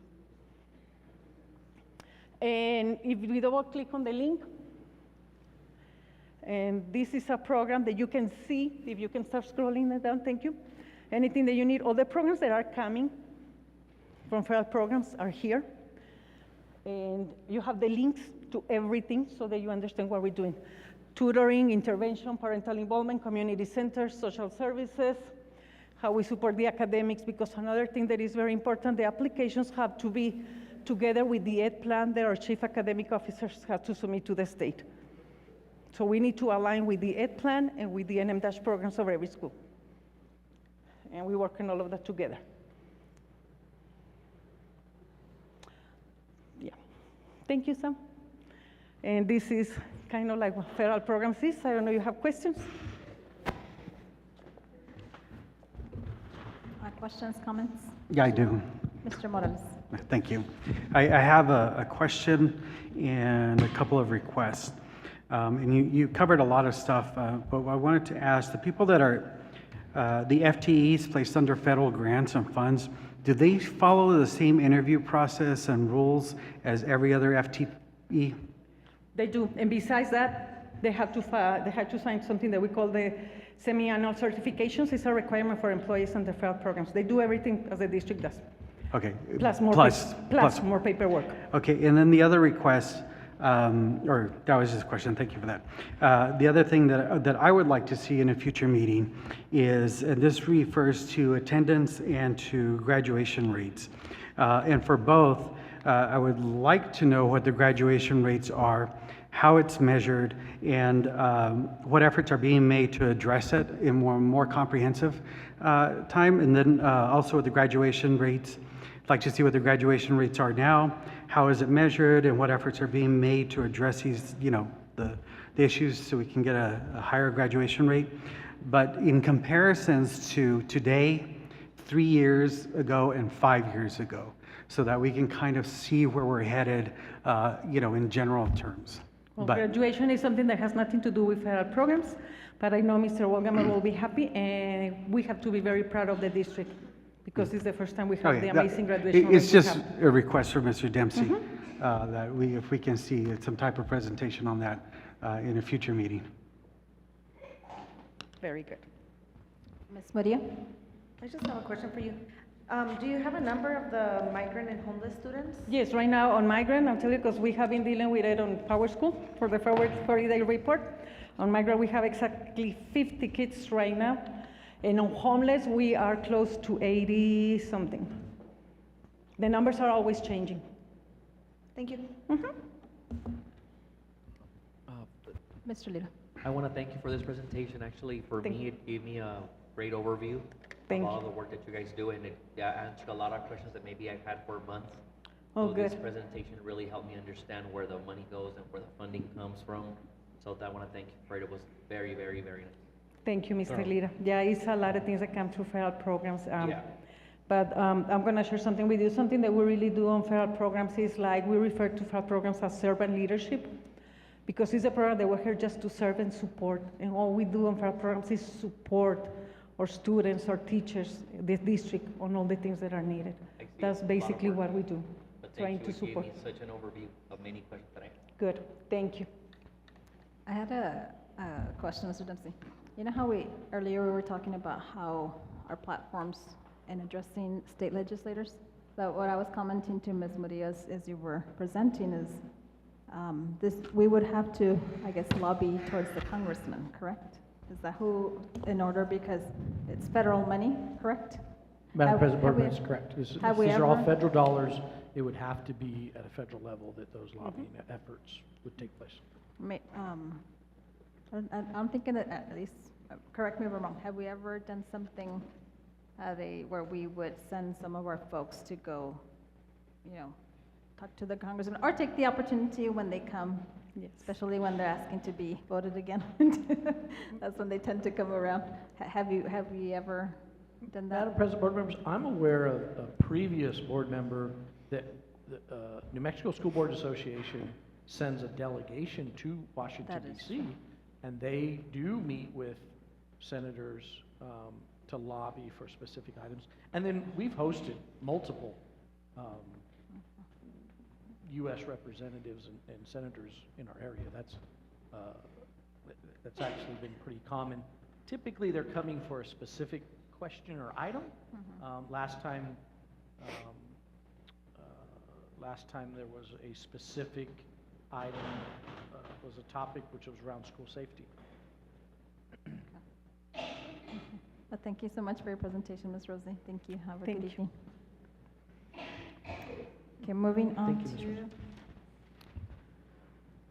see, next one is discussion item 11E, Magic School, Artificial Intelligence Tool for Staff, Superintendent Dempsey. Madam President, board members, Ms. Villalobos is going to introduce her team, and I want you to then understand this team is directly funded by federal programs.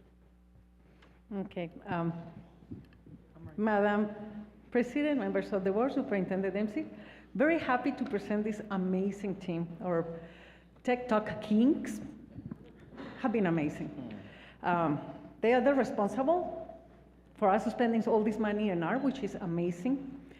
And besides all the presentation they're going to give you on the Magic School and all this, which is amazing, AI is only one part of what they do. They're creating this amazing program on drones, on esports, on robotics. And besides, I would like to congratulate Mr. Nunez. He was published last week on El Paso Times. He wrote an amazing article on what is the future for our kids with technology. So I recommend you to read it because he was published on El Paso Times. And it's great that we have this vision for the district and this amazing team, and all yours. Oh, Mr. Jim Paliu is our lead instructional specialist in technology, Daniel Paz, and Saul Nunez.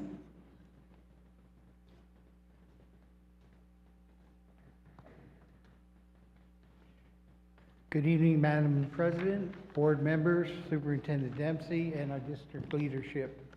We're going to start off, instead of going right into the what we use in our classrooms right now, a new initiative that we started district, but we need to first talk about the next slide. Okay. Is the importance of AI in the classroom. Okay, it's very important. We can't get away from it. It's there. It happens the minute you turn on your cell phone or any device, you're in AI. So the importance of artificial intelligence is revolutionizing various industries, and education is no exception. Its potential to enhance teaching, learning experience is immense. Here are some key reasons why AI is crucial in the classroom. 1, personalized learning experience. Tailored curriculum. All AI can be tailored to the individual students. AI can analyze student data to identify individual learning styles and pace. This allows for a highly personalized curriculum that caters to each student's needs. Adaptive assessments. AI-powered assessments can adjust difficulty levels in real time, providing more challenging questions for advanced students and more supportive prompts for struggling ones. Enhanced engagement and motivation. It's interactive content. AI can create engaging, interactive learning experiences such as simulations, games, virtual reality environments. Immediate feedback. AI can provide instant feedback on assignments and quizzes, keeping students motivated and engaged. Improved accessibility and equity. Language translations. AI-powered language translation tools can make learning materials accessible to all students, ensuring equal access to education for all. Teacher support and efficiency. Many tasks with the use of AI can be automated. AI can automate administrative tasks such as grading and attendance, freeing up teachers to focus on instruction. Data-driven insights. AI can provide teachers with data-driven insights into student performance, helping them identify areas where additional support is needed. Future-proofing our students. Preparing for the workforce. AI is becoming increasingly prevalent in the workplace.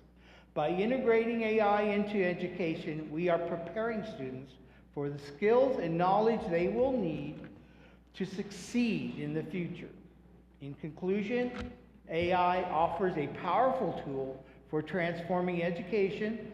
By leveraging its capabilities, we can create more personalized, engaging, and equitable learning experiences for students of all backgrounds. Sal's going to talk. Okay, so thank you, Madam President, school board members, Superintendent Dempsey, for having us here tonight. I just want to review a few things about our program, the Gadsden Inclusive Innovative Program. Also, we're calling it GIP now, so it's kind of catchy. But we want to talk about, first of all, that Bill Gates just the other day mentioned that AI is the most profound and transformative technology in his lifetime. To me, that means that we need to get our students there. We need to bridge that gap as quickly as possible and bring our students to use AI as a tool to make them more successful in their futures. So technology right now is growing at an exponential growth. We are at the very surface level of artificial intelligence. I can only imagine a year from now, 2 years from now, 10 years from now, what AI will look like. It's going to be everywhere. It already is in most places. So we need to prepare our students for that. And our mission is to bring AI into the classrooms and prepare our students to use it for their future endeavors. To do that, we wanted to make sure that we looked at technologies for the class. And first of all, we have to make sure that they're sustainable, that we can bring them back to our teachers, that we can provide the resources, and that we have support for them in the class whenever they need. So this is really important when we consider technologies that we bring into our program. We want to make sure that they are always sustainable and always have a support system for our teachers to succeed. Currently, we also look at initiatives that match district goals. So whenever we have a district goal, currently we have scales that our teachers are aligning to. We want to make sure that we support them with technologies such as Magic School. So in the future, we hope to create classes for teachers and students in things such as digital citizenship. It is so important now in today's climate that students know how to protect their privacy, how to have safe online behavior, and how to understand the impact that AI is making on their society. It's really important for students to understand that, and we're not there yet. We need to make that step soon. In the ethics of AI, students also need to explore and understand that AI can be misused. Any computer can be misused. AI is a technology, and it can also be misused. However, the positives outweigh the negatives by a large margin. In fact, they're using AI right now to help cure cancer. We need AI. We can't keep our kids away from it, but we need to teach them how to use it the correct way, the right way.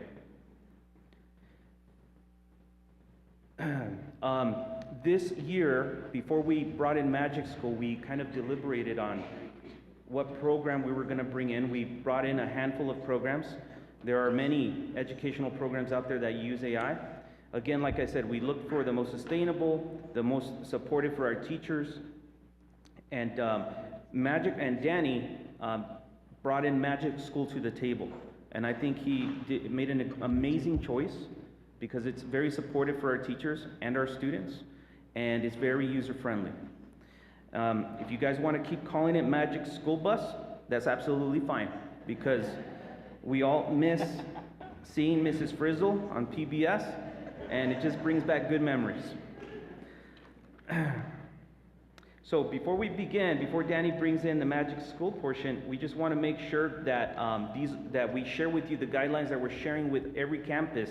Every teacher is getting this as part of their support system, their professional development, and basically we let them know that student data of any type should not be shared in any AI application or search engine that is not approved by the technology department, or even if approved, we should be very careful not to share that information. AI, of course, has a learning language model. So basically it's learning from everything that's typed in, and strangers can actually see what's on the other side. So we need to be very careful. We need to educate our teachers when they're using AI to use it the correct way. Students cannot use any AI program unless it is approved by the technology department. Teachers need to monitor any device that students are accessing.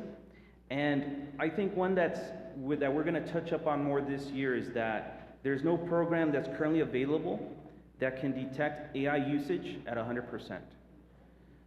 So I know that one day we'll be there, but we're still at the surface level of AI, and we're not there yet. So with that said, here's Danny. Thank you, Saul. Thank you, Madam President, school board members, and Superintendent Dempsey. I would like to introduce the programs that we've been showing our educators in the district, as well as introducing this to some of the students. So Magic School AI, we want to it's advancing the students and educators for the future. This tool I got to use when I was an educator in the classroom at Yucca Heights Elementary for 4th grade. We had Marzano representatives coming in, and we had to rebuild, make our district's scales to help for our standards. There's a lot of work. They mentioned use of AI. So I did some research, looked into Magic School. At the time, it was in its beta form, and it was allowing all of us teachers at Yucca the opportunity to explore and help us create engaging unit plans as well as lesson plans, and it had a great tool of translations, which were the least amount of edits our dual language teachers had to do, which is very important for teachers, is time. Time we can't miss out on that time to spend with our students, and we do a lot of planning, and we want to give that time back to the teachers so that they can be in front of the class addressing those specific needs. So with Magic School, it's a tool that supports everyone in the education field, from administrators all the way to secretaries. It has over 70 AI tools that help generate different unit plans, lesson plans. We can accommodate it to our district's standards, as well as our new art and science of teaching strategies. We can really tailor all our initiatives to address the needs of our students.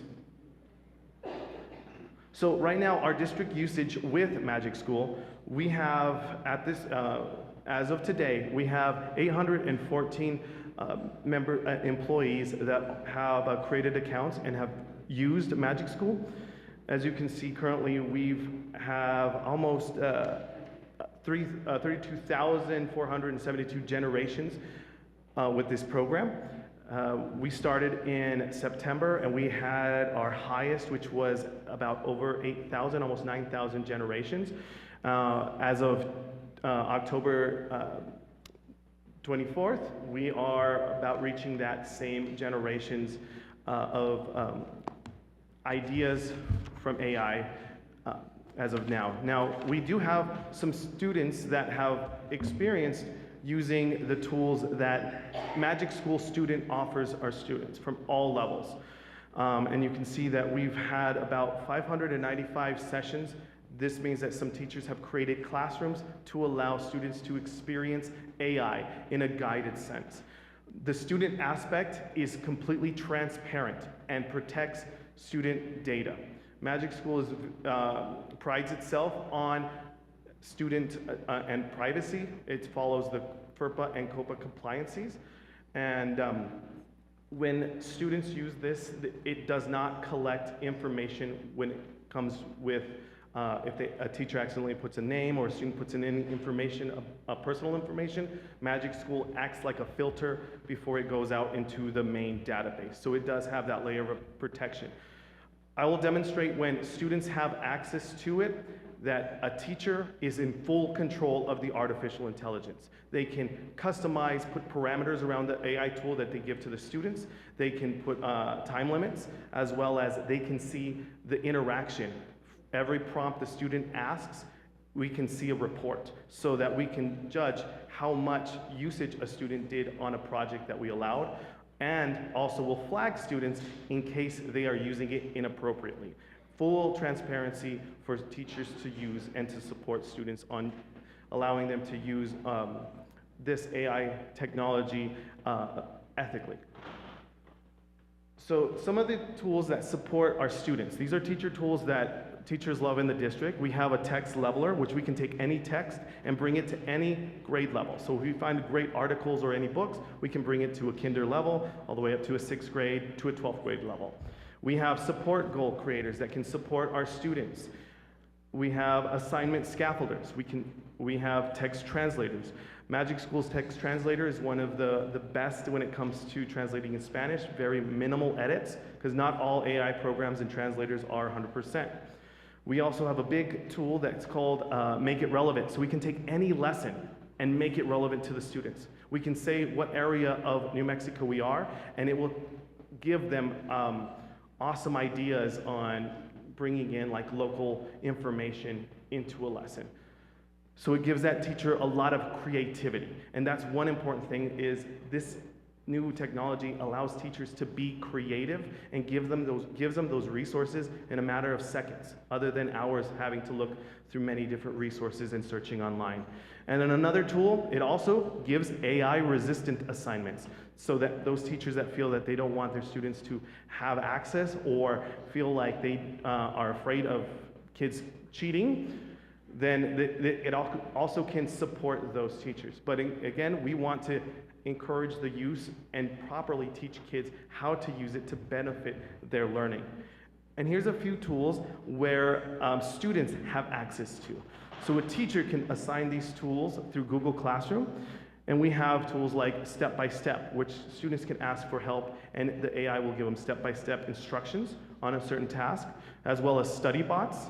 They can have them as a brainstorming idea tool, and we can have them work on our standards and our scales, and they can have interactions with the scales. So imagine students having interactions with what they're supposed to learn and how they can learn and improve. And they can also put in some of their writing tools, and ask for feedback and have it self-edit, so that students in their drafts gives time for teachers to have individual conferences as they're also being supported by an artificial intelligence. So as of now, we're going to jump into the Magic School program. And let me see, is it sharing? Okay, I'm going to ask Saul to be to push the buttons as I go over here to the screen. So this is the platform, and if you could log in for me. We're going to create a lesson, and we're going to address it to the needs of a classroom using our district scales. So we're going to log in as an educator. Anyone can access this. For our Gadsden district, we would log in with our district Google account, and there's over 70 tools for educators. As you can see, we do have, it breaks it down into many different tools, from categories of planning, and if you could scroll up to where it shows the categories, we have planning, we have content tools, question tools, intellectual prep, student support, communication tools, community tools, as well as admin tools. So there's plenty of tools that can accommodate all of our educators. It can create presentations, and it can make worksheets. So we can take what we already have and make them better and more engaging for our students. So if you don't mind clicking on lesson plan, because we're going to show you how quick it is to make a lesson plan and incorporate our district initiatives into this. So it's a fill-in-the-blank system that helps guide even our beginning teachers with technology, to help support them so that they can make engaging lessons for their students. So we're going to pick 4th grade. And then we're going to go straight to the standards to set to align to. And I've already downloaded our district scale for 4th grade, and we're gonna be working on area and perimeter. So as that appears, then we're going to have our scale appear here. So it's taking our district scale, and it's going to base our lesson off of this. So now, as an educator, I'm going to title this area and perimeter for my topic.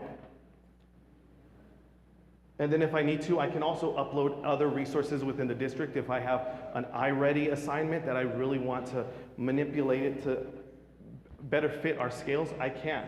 But in this additional criteria, this is where the teacher can get creative and ask the artificial intelligence to make the lesson however they want it to be and whatever needs they need. So for this, I'm going to ask it to create a pre and post assessment based on Target 1 and Foundation Skill 1.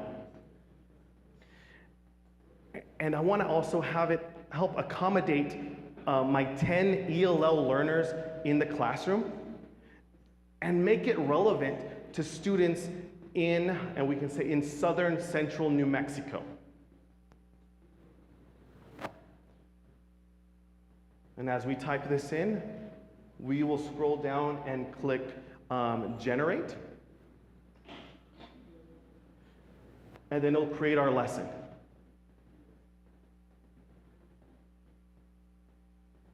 And as you can see, it gives ideas and pointers for teachers. And a teacher can go through, and they're all skilled educators, and they can decipher, is this a lesson that best suits their students? They can take our, they can read through it, make sure that everything's correct, because AI can sometimes make mistakes. And we can see if it has, how it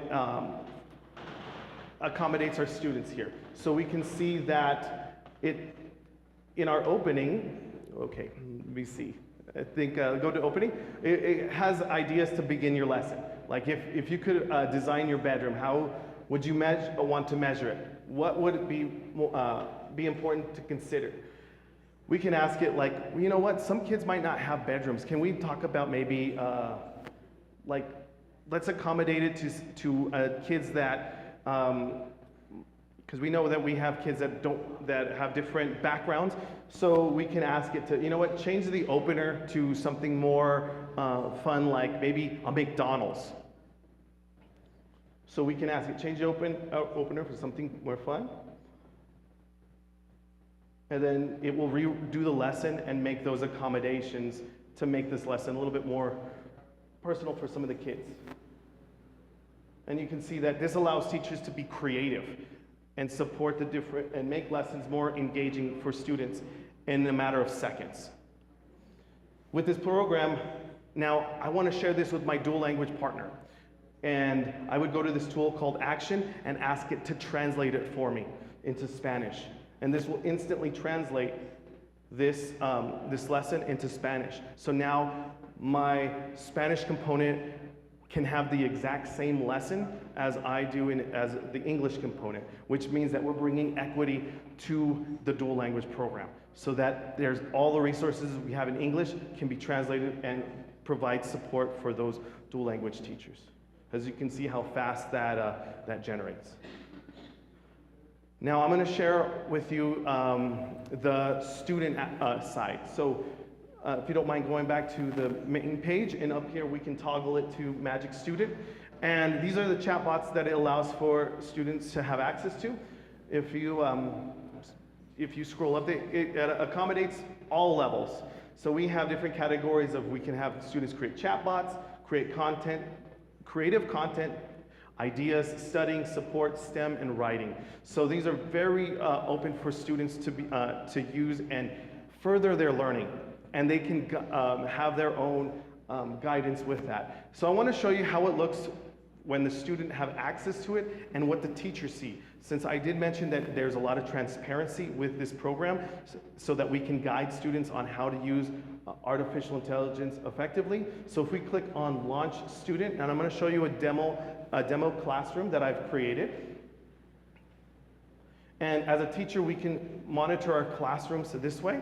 And we'll click on the one that's active with 5 students. And I'm going to show you that I had a rough encounter with the AI because I wasn't really interested in using it. And you can see right here, this is what a teacher would see, and they can see that, oh, this student here, this Mr. Paz, said something inappropriate, and the AI flagged me. So I can go in and I can see, okay, what happened? So if you click on my name, the teacher can go in and they can click on the prompts that I had, and they can see the full interaction with the artificial intelligence. And then they can see that I decided to call the AI a name, and it flagged me and it told me that it understood my, my frustration and tried to redirect me into the lesson. So it's one of the things that we can help guide students to say that this is a tool. We cannot use this for cheating, but we want to guide kids on how to improve their learning and take control of their own learning and take it that next level. Thank you, Saul. So with this, if you have, do you have any further questions? Questions? Ms. what do you? So I saw the numbers, and you said 595 students and less than 1,000 employees. I have been having a really hard time with that AI, but then the more and more that I educate myself, right, I'm embracing it. So how are you selling this to, because I mean, we have way more students than that number, so how are we selling it or supporting our teachers to promote this to our students?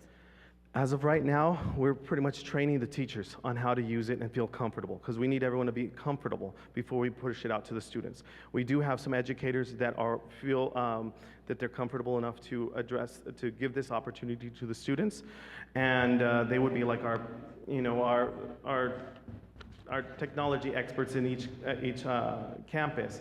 So we're getting information from them on how they're applying it. I recently was at Santa Teresa Elementary, and I heard that there was a first grade teacher that was bringing this tool for her first grade students. And I thought that was fantastic, giving parameters for kids to ask questions about dogs, cats.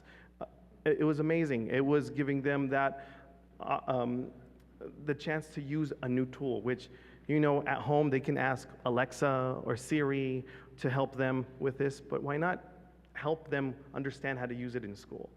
So it's just going in, showing them how it helps them in the planning, the lesson planning, our unit planning. Once they start seeing how it gives back time and creativity, then that's where the buy-in comes in. And then we are going to continue doing our support for teachers and kind of push it a little bit more in the second semester on pushing it out to the students. So you go to the schools and then you go to classrooms, or do you do like a presentation to all the teachers? Like, when does this happen? We go in during their PLCs, or sometimes they'll ask us to present for the whole campus. But normally we'll go in each grade level and work with specific grade levels and show them the tools that they have at their disposal with this. And we've done it for counselors as well as administrators and at all levels, because this is a tool that supports the whole education department. Yes. Thank you. Yes. Any further questions, comments? Mr. Morales? Thank you, Madam President. What, from the school board perspective, can we do to support your efforts as far as policy and, you know, what's, you know, under the authority of the school board? What can we do? I'm going to let Saul answer that. You know, right now we're trying to get all of our schools involved in AI. They've been very busy. They've been very busy with other programs and, you know, Marzano, the scales and everything. So it's understandable, but we are asking every campus to allow us to be there, to be able to help their teachers, because it's going to save them time, it's going to help their kids. And we need to get into the schools, and we need to do this as soon as possible, because they have this tool already. We just need to be able to deploy it into the schools. So, you know, we've been asking many of our campuses to allow us to go and to share this information, and they're trying to make time as much as they can. So that I know they're working on, and we're working on with them to try to get into the schools, and we want to get this out to everybody. Secondly, we are in a different time and age, and we haven't heard about digital citizenship and learning about that and what that takes and why is that important for our students. And I think that's the next step, is that we're going to have to start looking at protecting our kids, having them protect themselves, because, you know, our kids are going to be alone at times and they're going to have to deal with things. And they might not be as prepared as we think, because they haven't encountered the things that can happen through AI, through the internet, through computers. All technology is changing, and we just need to adapt. And so that's another, you know, conversation, but that's something we can look forward to in the future. Follow-up, Mr. Dempsey, what can we do from our perspective to help push this out? Madam President, board members, here's how I would probably attack that or address that question. As we proceed through this, there'll be policy implications, right? Our technology policy will have to eventually adjust to it, and that'll come with time. What probably from a board perspective you might hear is once in a while you're going to get teachers who don't embrace it. And what I think you can do is encourage it. Encourage the understanding that this is in our world, this is in our society, and we want to try to figure out how to teach kids to be responsible with it. And then, just quite frankly, and this is a philosophy I take, hire good people and stay out of their way.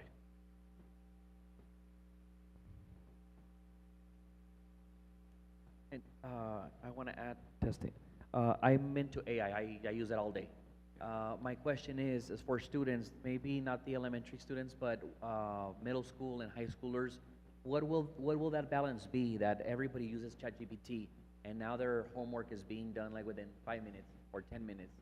What are going to be those checks and balances that we're going to have to implement to make sure that they're actually doing the homework, or that the teacher doesn't come back and tells them, hey, you used AI to finish your homework? What are those checks and balances that are being implemented? Because, I mean, I know either Magic School Bus, it's either connecting to ChatGPT or Claude, one of those two, one of those language models. But if they just go straight to ChatGPT, they can just have their homework done. And are we actually, I'm not gonna say that we're, which I'm embracing it and I'm all for AI, but at what point do we take the responsibility of or accountability on how are our students submitting their homework or engaging in AI through their learning process? That's a great question, Mr. Lita. I was going to share that with district-approved AIs, we can monitor the use of how the kid creates it. So if a child decides to go do their homework off of this, if we give the tool, like let's say a writing support within Magic School, and we see that the student didn't interact with it, didn't create it, but they did submit a paper that's flawless, we can see that, well, you were told that you could use this resource and you didn't use it, yet how can I, like, you know, the accountability of it, like you use ChatGPT or something else, yeah, it's going to be difficult, but when we want to encourage that if teachers are going to allow AI use, that they use the tools so we can see that transparency. It's going to be, there's going to be a shift in how we view our assessments and assignments, because yes, kids can use their phones, they can use anything to answer these questions. It's just providing tools that we can guide the students in with, just like how it showed with Magic School, we can see those prompts and guide them how to make their prompts beneficial to their lessons. But it's going to be a shift change where teachers might have to go back to, you know, your presentation, you're going to stand up in front of the class and make show a poster, design something physical so that AI, you know, if AI supports you finding that information, but if you stand in front of the class and present or showcase it in some kind of physical form, that's where you made that activity more engaging, and the use of AI could be based on a percentage of how much you did on your research, but if you're a student standing up and presenting, then you're graded on your presentation. And artificial intelligence can't present for you. Yeah. So that's where we are going to have to look at, we need to be more personable with our students and give them those opportunities to do projects Yeah. and allow for them to physically show their final product and grade the final product. Allow them to use artificial intelligence to get to the final product. Because just like how we were back in the day with, when I was in school, you know, we read a book, we memorized what we could, and we stood up in front and we answered questions to the teacher.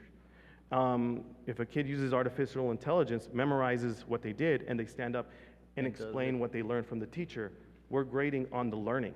And that child just learned off of what they've created, what they had helped created with artificial intelligence. I agree. Yeah, and we have to embrace it because AI is here to stay, and it's just gonna change all of us around us.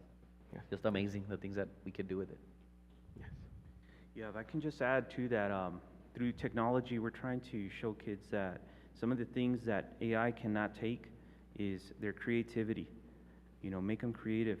You know, let's create students that can think on their own, on, you know, being creative, being innovative, being able to think of problems and solving them instead of, you know, simple tasks that, you know, AI can do. So. Madam President. Madam President, board members, I would add, I attended a conference, I think it was SRAB conference, and the gentleman that created Siri was the guest speaker. And he shared I thought it was interesting, one example he shared was, you know, maybe we had a history teacher or English teacher in our day that said, write a 5-paragraph essay on a specific topic. Well, his example was the way he sees AI changing it is the teacher is going to ask AI to create 2 different essays, and then they're going to hand those essays to the students and say, you have 50 minutes to compare and contrast these 2 essays. Compare and contrast is way more difficult than writing an essay, because now I have to read both and I have to find the differences and similarities. That's a way harder task than writing a 5-paragraph essay on one topic. I've even started, Mr. Carmona has me using it as, I'll ask ChatGPT to be a thought partner with me on a specific, like, to help create, increase parent attendance at events or parent involvement. And it really just starts listing things, and it's just a great way to brainstorm. If I was a student studying, I could ask it to help me prepare for my next algebra exam, and we're working on these specific items. Incredibly powerful tool. Now, at the end of the day, as a math teacher, I'm still going to give you the math test, and you're not going to have your phone that's going to save you. So if you can't do the math, I mean, ChatGPT may be able to do it perfect, but if you can't pull it off in front of me, you're not going to get through that test. But as a teacher, I do think we've got to come at this from different angles, and I love the idea of embracing it. Don't make it, I think it's teaching responsible use. Now, we also have to recognize plagiarism is still plagiarism. Whether it's AI or Google or anything else, if we literally plagiarize something, that's cheating, and that's a disciplinary action. But that's where I think it's important to teach responsible use of that technology, just like Google. There those. Yeah. Madam President, board members, Superintendent Dempsey, we have to understand that AI will be a growing pain for all of us, because we're going to have to adapt, and we're going to have to teach our students to adapt as well. And it's something that is new. This is not something we started at the beginning of the year. We actually started it probably within the last 5 weeks. So it's something we're learning. Our students are going to have to learn it. And it's going to be a growth process for us. But it's something that's there, so we need to embrace it. We need to make sure that we're using it properly and that our students are using it properly. So part of it's going to be the accountability of not only the students, but the teachers as well. Everybody needs to be accountable for how they use it. Any further questions?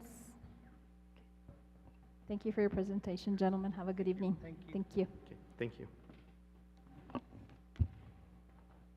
Okay, our next discussion item is 11F, City of Sunland Park, proposed partnership of the Multi-Generational Center. Superintendent Dempsey. Madam President, board members, Mr. Infante will be here as a representative from the City of Sunland Park to present. Good afternoon, Madam Chair, members of the board.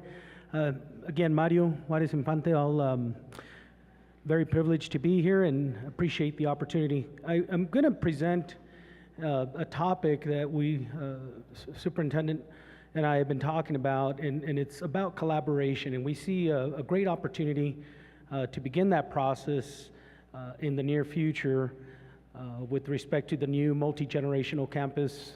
The site plan that you see here, this is a municipal complex next to Santa Teresa Middle School there.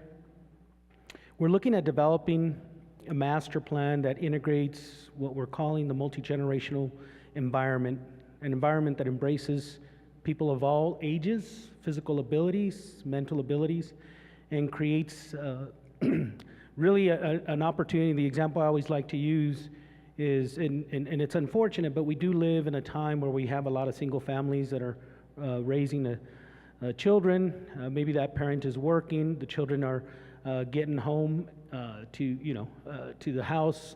Maybe the parent isn't there yet. And so a lot of times what we see and listening to the AI, right, we're seeing technology really raising the children.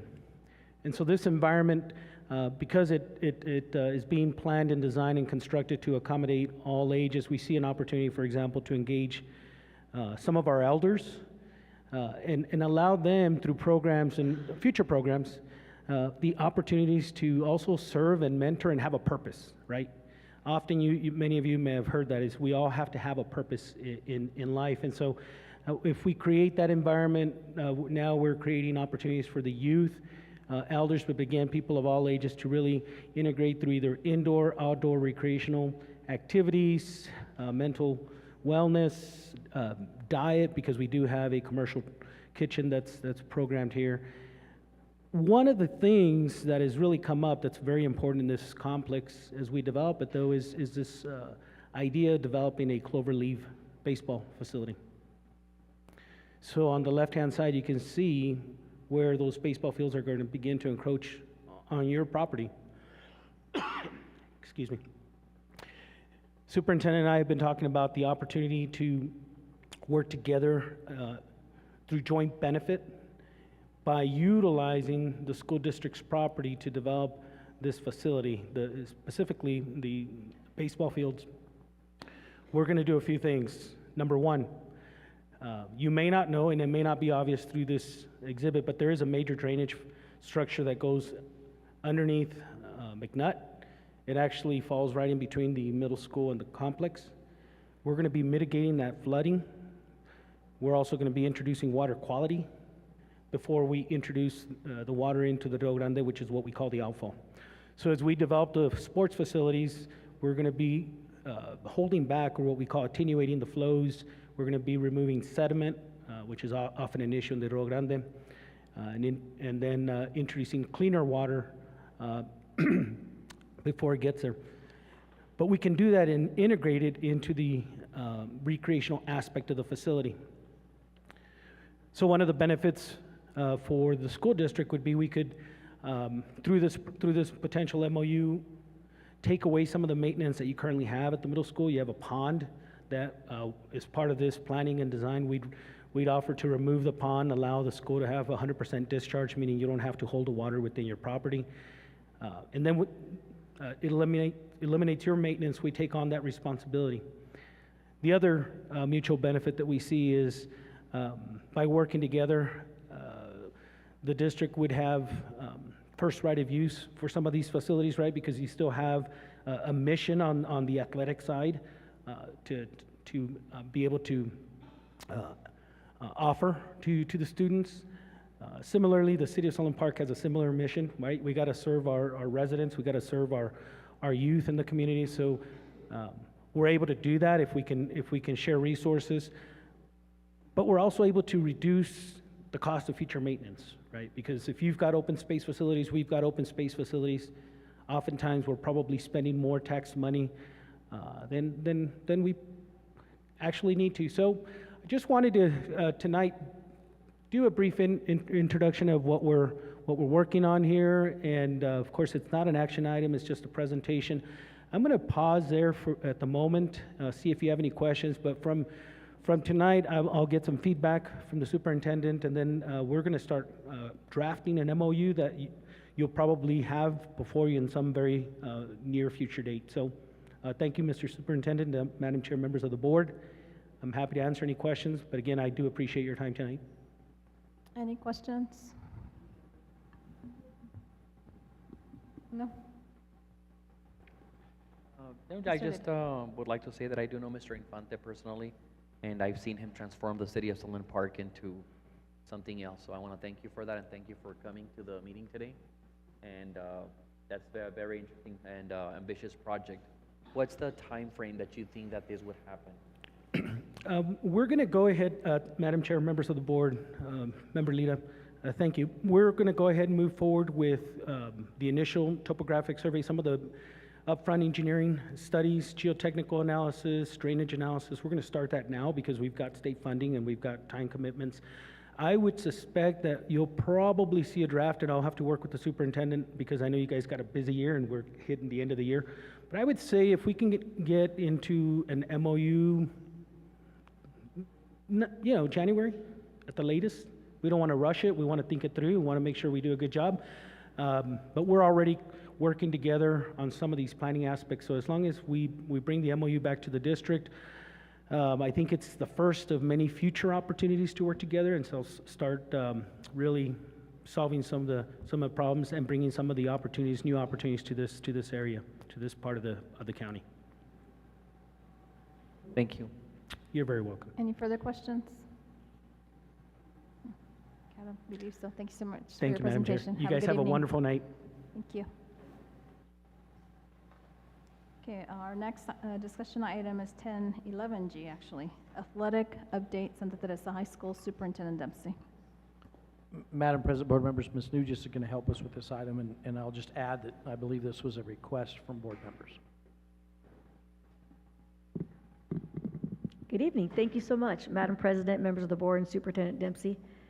Before I start, I just want to let you know I just registered for the Magic School Bus. That looks awesome. So I'm not joking. I literally was on my phone registering it for it. It's a pretty neat thing. So I'm sorry, as usual, but it's so cool. I had to do it. So anyways, I come to you to give the board an update from a meeting that occurred with the Santa Teresa football program on Monday, October 7th. A group of people, including myself, head coach Shay Vieira, the football coaching staff, Mrs. Suggs, Mr. Wilgamith, Mrs. Morillo, and Mr. Lita discussed how best we can support the program. This meeting was requested by the head football coach.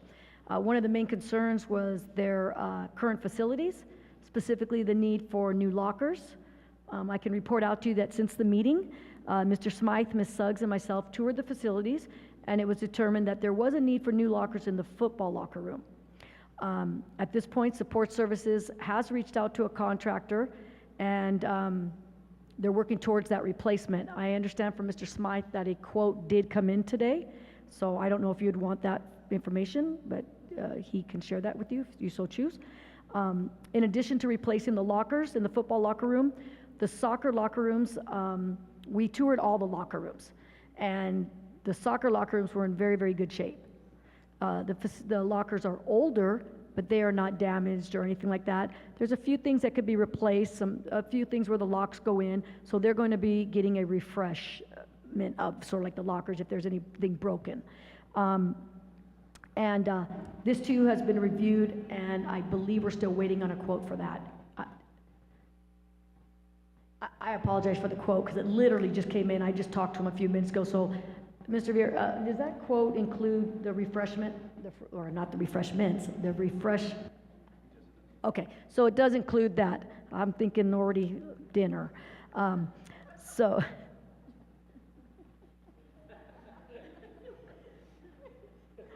Anyways, another request was to remove the showers in the locker rooms. The football program specifically requested to use the space for storage, and the soccer programs requested to use the space as a place to watch film. So that also is part of the quote that we have received today, just a little while ago. In addition to these requests, I would like to remind you that a turf field has been approved, and that will be starting installation right at the end of the football season, right as soon as the football season, they're looking to do that. And so that's a real positive thing that's occurring at Santa Teresa. Overall, the meeting on October 7th, and this is just my personal opinion, was a very positive meeting. I think people came in looking to find a way that how best we can support the community, as well as help the football team to increase their success rate, I guess I would say. Does anybody have any questions at this point? Or anything more I can share about that? Just on the quote for the lockers, is that something that you're going to be able to look at, Mr. Dempsey, and see if we're able to budget it, or is that something that there's funding for it already? It sounds like dollars are already available. And so, you know, I think given some situations that kind of come to us throughout the year and we say, oh, yeah, gosh, we need to address that. And I think this might be an example. I would always caution us with that, because if these projects get too big, when we get into construction, like, you know, I hadn't heard anything about a shower remodel. And when you get into plumbing and electrical, these costs can jump very quickly. And then what then might happen is other projects we had already as a group discussed then don't get done. And then I think we just want to be a little careful with that, but want to be fair to all of our activities. I'm a huge supporter of extracurricular activities, and I also want us to remember, and Ms. Nugis will help us with this, we also have very important guidelines to follow. Some of them, like Title IX, which if we're doing something for a football program, we sure better be doing something for the volleyball program as well. And because if you're not, then you can very easily get yourself in a situation. So you just want to be careful as we proceed through this. However, I think we identified a project that needed to be addressed, and it sounds like they have a plan to do so. Thank you. And that was my subsequent question regarding Title IX. A lot of it was discussed that we could revisit our power boosters or booster clubs policy, where I guess parents, can you refresh my memory, Arlene, what are they called? Where parents can, the booster clubs? What can we do to actually maybe to change it, or to encourage more booster clubs to form? I know that I guess they felt some people felt that they couldn't do a lot with the booster clubs for the money to be raised on that for the specific needs that they were trying to raise money for. So that's something that I would want to look at, if we bring it back, or if we could be amended for them to be able to form a booster club and they utilize the funding for their intended purpose. And I'm not saying circumventing Title IX though, but that the funding goes specifically to what those parents are raising the money for that specific location, without us having to worry about another school that they do not belong to. I can address that in a small manner. We do have board policy. I believe there's 2 different policies that address that. We can have booster clubs, and it's at the principal's discretion on how they chose to do it. And I will say that, just to clarify one thing, whatever they raise goes to that team. It doesn't go to a general fund. So football raises $5,000, it goes to football. So whatever they raise, it goes to that. There's been some misinformation that maybe the money goes into a general fund, but it doesn't. It goes to the exact group that's raising the money. Yes. I don't know if that helps clarify. As of today, they can raise, I don't know, I guess ABC Booster Club, and if they raise the money for their football team, they are able to utilize it as they please, as long as it's for, because the conversation was for uniforms. Yeah, so one of the reasons that the only thing we've ever asked, and we can always revisit this, but the only thing we've ever said in our district that we cannot raise for is uniforms. But we have seen, I guess over the last couple of years, some uniforms show up that we're sure that have been fundraised for. So that has been, we had a discussion, we've met twice before this ever happened. Last school year, at the end of the school year, I met with all the administrators. And there's about 3 or 4 things that we're addressing to see if we need to rethink. And that's one of them. At this point, it's been done, I would say, well, the kids have fundraised and bought themselves some uniforms, is what I'll say. And we know a few programs that have done that. So that's one of the reasons that we would like to readdress that. But for the most part, anything they fundraise for, you know, that's within reason, they can purchase anything that they think they need. Madam President, and Ms. New, just correct me if I'm wrong here. Sometimes we get a situation where a group of parents wants to raise dollars, but they want to deposit those dollars in an account they control. Yes. That is not something we can support or approve. All dollars have to run through the school. Ms. Martinez, am I correct on that? I'm sorry, I'm putting you on the spot here. I was not prepared to talk about fundraising. Madam President, members of the board, Superintendent Dempsey, I think we're talking about 2 different things. Booster clubs, it's a separate organization, completely not having to do with any district finances. It's basically just an organization. It's independent. They do their own taxes. And then you have fundraising that happens at the school.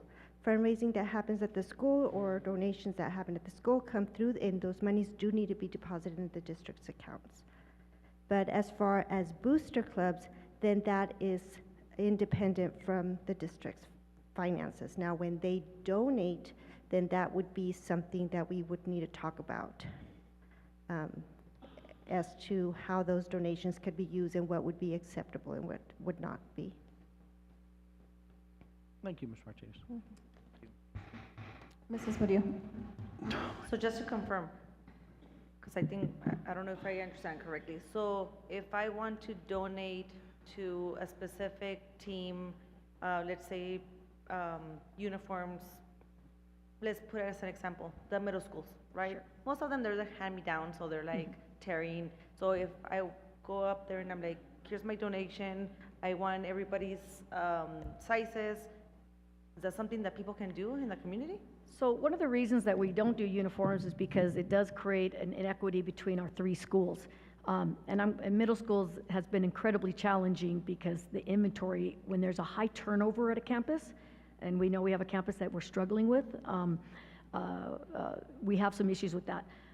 The other reason that about uniforms is because, for example, we'll have a team that'll purchase uniforms and they'll put the names on the back. And the parents have paid for them, the children are wearing them and all that type of thing. And then they'll go place someone in our district that hasn't had that same opportunity. And then the question is, am I as athletic director funding them equally to do so? Well, I am funding them equally to do so because we have a 4-year rotation. Every 4 years they can get new uniforms. But we did create an inequity because that team chose to buy some uniforms. So it's one of the things that, like I said, we've had 2 meetings over it before this school year even started, because we recognized some things over the since we came back from COVID, to be quite honest with you, we've recognized some things that we want to make sure we have a little better handle on. And if that's something we want to do, we want to make sure it comes through the appropriate channels, that we're approving something like that. That we're on, Ms. Nugent is just not randomly saying this school can do this and that school can do that, that we have something in policy that says it's appropriate and it's equitable throughout the district. But is that something that's in policy that because it aligns with Title IX, or Title IX gives you the freedom to actually choose uniforms or not? And where I'm coming from, I've heard it over and over and over from students and maybe staff that they're like, they want uniforms. Okay, so we do a Power Booster Club, and the kids wash 10 cars. And then there's 2 companies that want to donate the jerseys for those 10 cars. So they did an exchange. Will you wash my 10 cars? And now you guys got the jerseys. We paid for them, and they keep them. I mean, is that something that because of the policy, it's still not allowed? Because I'm actually confused again. Yeah, so it's not, I wouldn't call it policy. I mean, about 14 years ago, the New Mexico Schools Athletic Equity Act was implemented. And the legislature came in and basically, I personally call it the New Mexico Title IX. We have Title IX, it's a federal rule, law. And then New Mexico chose to do something in addition to. And simply put, is that if you get a 3% difference, then what it says is between maybe within a school. So let's say there's a 3% difference between what the boys baseball team and the girls softball team does. Then the law says we are responsible for the difference after that. I'm sorry. So then the uniforms, when you're talking about, is it through different schools or actually different channels in sports? So let's say we get the football, the baseball, and the soccer on that same school. Would we be able to do that? Or are you talking about You would be in Gadsden and compliance Santa with Teresa? the law. The law says it's per school. Per school. We obviously have always followed per district, meaning that we try to make sure that the things we implement are the same for each high school. But the law says per school. The law, to my knowledge, says per So it school, would be yes. 3. So, yeah, 3 separate. So when we turn in our report every year in August, I submit a report to the state, and I submit that report by school. And by school, what are the categories? Football, soccer? By school, I mean, so every single sport that we compete in, we submit basically revenue, what we spend the money on, how much of it came from different funding sources. We submit how much fundraising, we get a fundraising report from each school. Every single coach that coaches, every single stipend, whether they're male or female, whether it's a male or female team. So it's all the type of things that would show if we are doing something that's not compliant between genders. So we have to have like that, it's like a 3% little window you have there that can be a little bit different. Now, I will tell you, the funding for a football team is higher than the funding for a tennis team, just because of the equipment they use. A helmet is now almost $500 per one athlete. So obviously their budget's gonna be a little bit higher. But with what you're sharing with me, I think there's a lot of room for conversation going forward. And I mean, like I said, last year, we started this conversation, and there's a few other things we've been discussing about, are these areas that we need to start considering maybe looking into? And so I think there's a lot of room for conversation. I think I would want to come back to you all, though, if something came out of the administration and ask for your guidance on, and obviously Superintendent Dempsey. That's it on my end. Thank you. Thank you. Anything else I can answer tonight? Mr. Morales. Thank you. Okay, just one comment. I completely get the uniform thing. When I was a coach, I bought uniforms for boys and girls. And the issue there was that there wasn't enough money in the budget for uniforms. Whatever that is, but that's just a comment and, something to address later. I want to get back to the actual facilities. And my question is there a process or a priorities list on evaluating the facilities in the different schools that will make it fair? Or does that exist, or do we need to implement one? Yes, so 2 years ago, myself, Mr. Smythe met with each high school administrator, and we created a list of things. I'm gonna go backwards. We did not create a list. We asked the high school principals to walk their campuses with their coaches and send in what they considered was a needs assessment. Then Mr. Smythe and I, we met with the principal in person, and we went through that list. And that list is something that we've been trying to work off of since we received it. It's very slow going, I can tell you that the quote today is over $300,000 to get lockers. Okay, so then my follow-up to that, which is the only follow-up, is that I would assume that that list is being updated every year and that it's being sent to the principals and say, okay. Right, that would be, so at the end of this year, we would meet again with the principals and say, okay, what are your requests? I will say that one of the concerns is, for example, I'm going to tell you about the showers. We have a current staff, and as you know, we all come and go through the district, and you get new coaches and employees and such, and their request right now is to remove the showers. We have to also weigh and measure at some point, are we going to get a new football coach that says, wow, how come we don't have showers? So those are some tough decisions that we have to make. We feel confident about the shower thing. Ms. Suggs is okay with it. She's approved it. But those are some of the things we consider that I say to myself, well, 5 years from now, is someone going to walk back and say, hey, I'd like to do a needs assessment at Santa Teresa High School, and they're going to say, we don't have showers. So those are some of the things that we consider while we're making these type of big decisions. Okay, thank you. A couple of questions, and one was about the showers. It's like, how did you make the decision to remove them if in the future somebody might request them? Right, absolutely. Thank you so much, Ms. Flores. In general, we are not building facilities with a lot of shower facilities. We have just found that maintenance and supervision, and there's a lot that goes with that. And so I'll give you an example. The facilities at Gadsden High School were not built with showers. There's some people that were not very happy with that, but for the most part, their kids are not using them. They're empty. And so I think that's the main decision, is that the coach says, hey, look, I've been here 21 years and no one's using them. So after that many years, we probably have assessed that it's okay to not have them. All three middle schools, well, I know Gadsden Middle School is now being torn down, but all three middle schools had theirs removed. Gadsden Middle School, Santa Teresa Middle School and Chaparral Middle School had theirs removed when they did like a little remodel. And Gadsden Middle Schools many years ago were removed, and we were just using for storage. Okay. But the school will still have a shower like in the nurses' station in Absolutely. case of somebody needs to shower for whatever reason. Absolutely. When we did the Gadsden High School gym remodel, obviously for anybody with a disability, there's a shower that meets those requirements. Okay. So you said your meeting was October 7th, correct? Yes.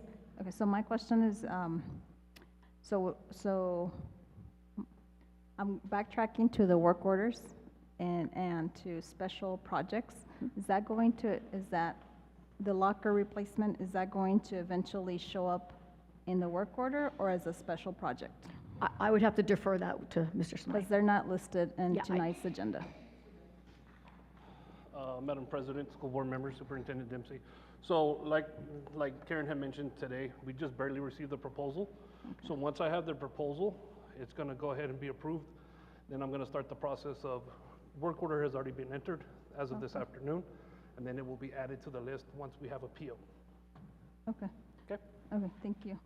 And then I guess this question is whoever was present at that meeting is, do you feel, fellow board members, because you were present, all the concerns that Ms. Nugez was there anything left out? That those were the major concerns that she listed? Yeah. Okay. If there's anything else, we're always here to answer any of your questions. Okay, awesome. Thank you so much. Oh, no, thank you very much. Have a great evening. Ms. Murillo has one. Pardon me. I don't know if it's you or Mr. Dempsey, but we do have some donors watching this right now. So to put it just out there, what would you recommend if they really want to donate, let's just say, to Santa Teresa volleyball or the softball team, and they said, I want to donate here. What were you guys, I don't know if it's you or you that can answer this, you can donate on this. Like, I agree with you, the whole uniforms has been a conversation for the last 3 years, since I've been in the board, and I completely understand the equity. So how, and I think I brought this up a couple of years ago to you, Mr. Dempsey, that we don't want to send them away, right? Like, we want their money, we want their donation, especially if they're so passionate about a specific team. So then what would you recommend for them to donate? So from my perspective, first, I think depending on the amount they want to donate is whether I and the principal could comfortably say that's okay, because if it reaches a high or large amount, someone wants to, donate a building or a facility, I think that's beyond my purview. But to my knowledge, we have not declined any monies. If anybody's walked up to a program and said, hey, I've got some money I'd like to donate, I am not aware of anybody saying, no, thank you. I think if anybody's donating to a program, they're receiving those monies. And once again, other than uniforms, I'm not aware of any limitations on what they purchase. Like, well, we were at the volleyball game and they obviously had all their beautiful pink tops on. Don't know for sure, maybe Ms. Suggs could answer this, but I'm almost positive those came probably out of fundraising dollars. Yeah, so they fundraised and someone donated money and then they had those pink shirts. So that's a great example of where those monies can go. Many of our teams fundraise to add to meals. We have raised our meal limit. We've tried to get it as high as we can get it. I think we've done a good job with that. But teams might go to Albuquerque and we give them $15 per meal, $45 a day, and they may want to sit down at Olive Garden, and so they may put $5 more per kid. And people donate in that way. So we have stuff like that that's occurring. But I'm not aware of anybody being denied an opportunity to make a donation, a monetary donation to a program. Okay, but if they want a specific attire, maybe like practice uniforms or water bottles, backpacks, whatever, like that will be okay for them to donate? Okay. Yes, we've not denied, like I said, and the uniform is just so interesting. We had this meeting because the uniform thing we've been discussing for about 9 months. 3 meetings we've had, I think, discussing it. So it is on our radar. We're just not sure how to navigate it to make sure we're staying compliant with the New Mexico Schools Athletic Equity Act. Okay. Thank you. I have one more question. Absolutely. You mentioned earlier booster clubs. It's at the discretion of the principal. Does that mean, Mr. Dempsey and Ms. Nugent, that booster clubs are not allowed because under the old administration at Chaparral High School, she didn't want it? So I should probably clarify that. And I want to apologize because I don't have the policy in front of me. There's 2 different ones that are written, and I don't have it exactly from me, so I don't want to misspeak. But there are guidelines, and what I mean by that is that the principal, how can I put this? The principal can decide who fundraises on and off their campus and have that type of authority, I guess is what I want to say. So I think what we inherited was many years ago when the Equity Act came in, and the current leadership in our district was not in leadership at that time. And that was approximately, like I said, about 14, 15 years ago, a little bit more.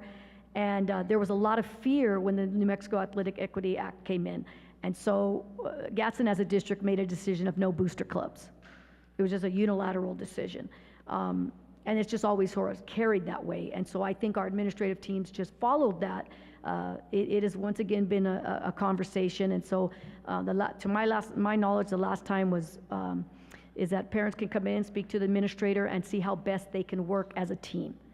And I believe it's Chaparral Group has had that conversation with their principal. I'm aware of a conversation taking place. I'm going to do my homework on the Equity Act and also on the policies regarding that. And so I guess now I'm confused because so are booster clubs allowed or not allowed? So I will just sort of repeat what Ms. Martinez said. They're a separate entity from the school district. So. But the money has to come through the schools. No. No, not for booster They can clubs. form an account, they have a tax ID number, and they can do everything outside of that. I guess what I would probably say per policy is more of that, the question is, what can they do on campus? Okay. Because they're an outside organization. And so I'm just Does that better help answer that? Yeah, maybe I can talk one-on-one with Sure. you, but just my last question, just to make sure. So is it up to the principal whether there's a booster, whether they will allow a booster club or not? And the reason I'm asking is because I find it completely unfair that under the old administration, Gadsden High School, which is my alma mater, gets to have a parent organization, yet the Lobos can't, and that's not, to me, fair. I would like to defer that because I believe we had a meeting that we said that it was at the discretion of the principal, but I'll be honest with you, Ms. Suggs, would you be willing to help me with this because you go to the secondary meetings and the last I remember is at the discretion of the principal. So I'm looking at it right now. The parent group's the one that Ms. Legareta uses. She shared it with me and with Ms. Danielle about parent groups versus the booster club, right? So to me, the parent group is currently what I have right now with the PTO, but I do, everything needs to go through the school, right? Which we follow the finance laws that we have here at the school, which of course puts a lot of limits, right? And I think for a good reason. I think you've seen it over and over in the news, right? Fraud, people that take the money. So I guess that's until we get comfortable and I'm not gonna speak for Danielle or for Ms. Legareta, until we get comfortable, and I say it for me, until I get comfortable with it, then I'll start letting go a little bit more, as long as we're following the guidelines, right? And I also wanna make sure that we don't create an environment in which you have to pay to play. I don't wanna create that environment with my kids, right? So I caution that a lot, right? But like we said before, we take whatever our community wants to give us, right? And make sure that it's for a good reason, because I've also, unfortunately, been under the situations in which people that give expect, right? And so that needs to be very clear from the beginning. You're gonna give because that's a good thing to do, not because you're expecting something in return, right? So I think those are the hard conversations that maybe we need to get ready for as we go. So I'll tell you, for Santa Teresa High School, it's a very slow process. I'm on my 4th year, and this is the 4th year that I'm trying to start a PTO. And so they have great ideas, but I'm always very cautious, right? So. I agree 100% with you that you have to be careful with boosters, but it's just, again, to me, it's not fair when another high school can do something, and just because the principal says no, that's where, and I'll do my homework on that, but I appreciate your comments, ma'am. Thank you so much. Have a good evening. Any further questions, comments? May I just make one comment? Mr. Morales. President, I just want to clarify that the PTOs and the boosters are two separate things, correct? Okay, just to make sure that everybody understands. Mr. Lira. So it's a quick question, just as prior to the meeting, I didn't even know what a booster club is. What do you mean by what are some things that booster clubs expect? Or when you said that when they give, they expect, what is an example of that? Just to kind of be look on the lookout. We've never had a booster club at Santa Teresa High School, but and I'm speaking out of personal experience. My first year as an administrator, parents were fundraising, were donating. I won't give a lot of specifics, so not one person is singleized, but in the conversation with the parent later on, unfortunately, the athlete maybe didn't get the playing time that the parent, and so in the conversation, things like those end up in my desk. And so that's what I meant. I was a little taken aback, and maybe a little hurt, because I was saying, I thought that we did this for all our kids.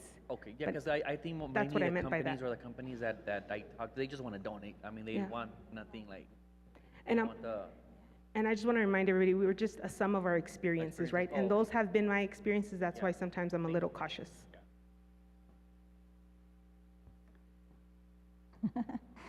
So a question to Ms. Nugent probably. So what Gadsden High School has a booster or a parent organization?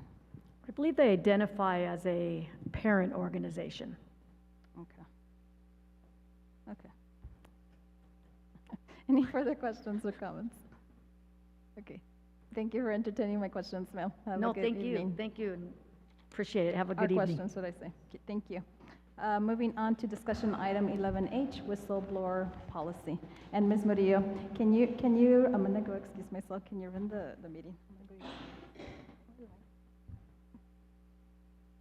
Madam President, board members, this item was requested by a board member, and so I'll let,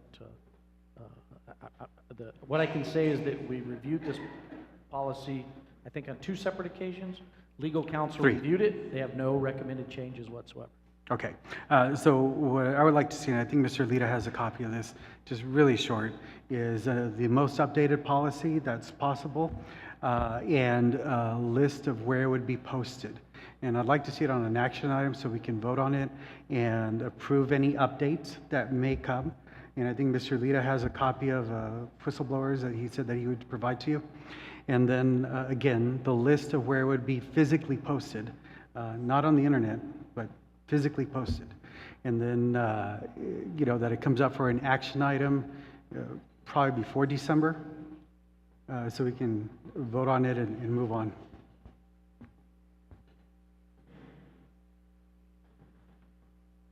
Any other comments, questions, concerns? I think you're talking about the one that I have, a sample of it, just forward it to Mr. Dempsey. Yeah, I found one online way back, and I need to look for it. but I'll email it to you in this next couple of days, just so you can look at it and see if we can incorporate some of those elements to ours. Okay. Yeah. Any other questions? No? Okay, moving on to discussion item 11I, introduction term limits for board members. Mr. Dempsey? Madam President, board members, and Madam Secretary, board members, this again was a board member request. Here, I think that we should update a policy and implement term limits for school board members, because I don't think anybody should sit in this seat for more than, 15 years. It's ridiculous. This seat has been held by two people since the first time I was appointed. And then there was somebody else, and now I'm appointed again. And so I just think that term limits need to be implemented, and we need to really look to see if we can do that. Whether the school board association agrees with it or not, I mean, that's irrelevant to me, because this is our own school board, our own thing, and we need to give other people the opportunity to sit on this board and keep the ideas fresh. I do agree with Mr. Morales. I mean, if we're able to explore the option for term limits, I would want to explore it. Madam President, board members, I did I did let our legal counsel know that this was on the agenda and kind of get her think on her ideas on it. And her words to me were, no local board has the authority to do so. That would supersede state statute. Maybe that should be our legislative priority. Yeah. So are you requesting that this evening to add that to the Yes. priority? Okay, so if you can add that to our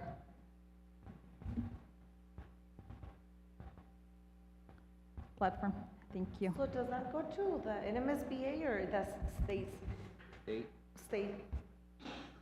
You know that we have board members that have been there for like 30 years, right? Yeah. It may not get anywhere, but I think that we need to get that message across. I mean, nobody should be sitting on this board for a long time. Any further discussion? Okay.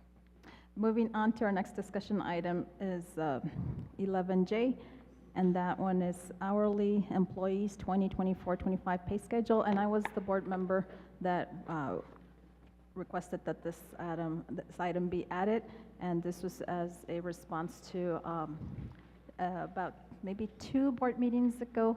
The AFT president, Dolores Nanez, addressed the board in open forum regarding this issue. So I just wanted clarification on the matter, and thank you for doing that, Superintendent Dempsey.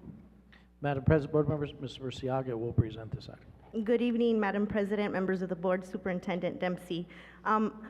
As we begin this conversation, I would like to share that this change initiated with a group of individuals that we have. They are called the Support Trenches Group. And this group, there are representatives of hourly employees. We have IAs, clerks, S&P, a good representation of hourly employees on this committee. And we meet with this committee monthly to hear their concerns, to hear what is working for the district, what is not working for the district. And so their main concern and their main goal was to change the hourly schedule so that seniority was reflected with pay. And so what I'd like to do is begin with salary schedule 12, because I think it's a good example of what the salary schedules look like. I'd like to start with last year's, and as you can see, when we look at each level, from year 0 to year 30, below I have written in what the difference is in pay. So for example, at level 1, if you're a 30-year employee, you're only making 63 cents more than an employee that just started. But if you look, it's not equal across the board. If you look at level 4, an employee with 30 years is receiving a $4.82 difference than year 0. And so this was a concern from the employees, and to say, we would all like to be compensated for our years of employment. So what we did, if we can now look at the salary schedule for this year, is that we started at year 0, gave the mandatory 3% at year 0, and then after 5 years completion, we added an additional $1 at year 6 so that there was a $1 difference between year 6 and year 0. And then again, we added another $1 at year 11 so that there was a $2 difference between year 6 and year 0. And we did it again at year 16, at year 21, and at year 26. So when we did that, now you can see that the difference between year 0 and year 30 across the salary schedules is very similar, about $5.50. So at Human Resources, when there is a concern regarding salary schedule, we take the concerns and the complaints and we hear them and we address them with the employees.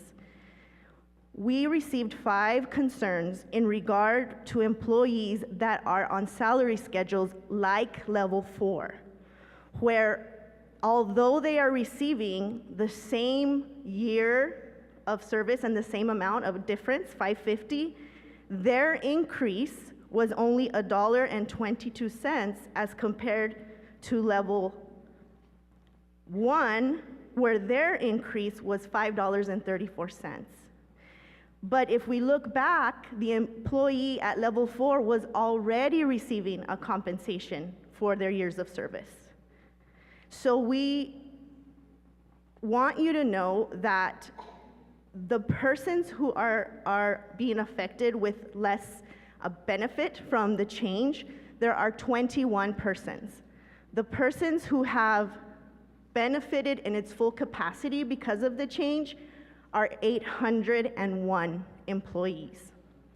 And again, the employee's concern is, my colleague got $5 increase for their years of service, and I got $1.22. But now, if we look at our salary schedules, they're much more consistent, and they do reflect everyone receiving compensation for their years of service. Okay? And I am open for questions.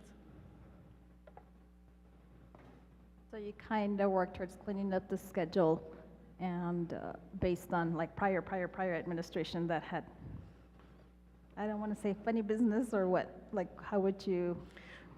Correct. The inconsistencies in the salary schedule have existed since before Mr. Dempsey's term.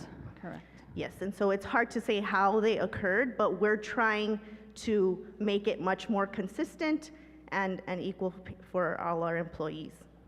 I think I like the word inconsistency versus funny business. Yeah. But okay. And I understand that there was, what is it called, when you're meeting with the CBA, what is it called? Negotiations? Negotiations. So, you know, because, you know, President Nunez, you know, had mentioned, I think, and I'm going to be transparent with the gentleman because I asked you if I could call her, and I did, just to get background information.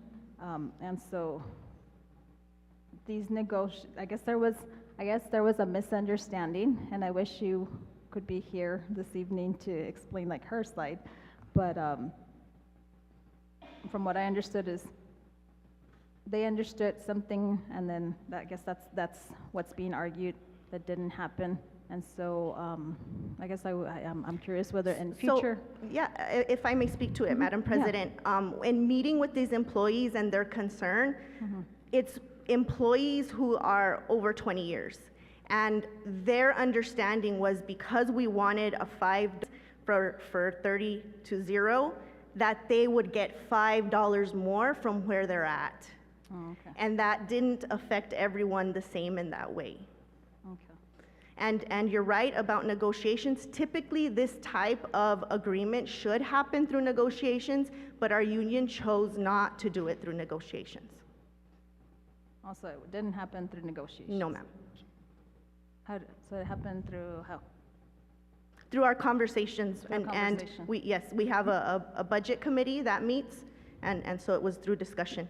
Madam President, board members, just for clarity, this really generated from a group I meet with regularly. I think we just met with them this week. Right. Support trenches.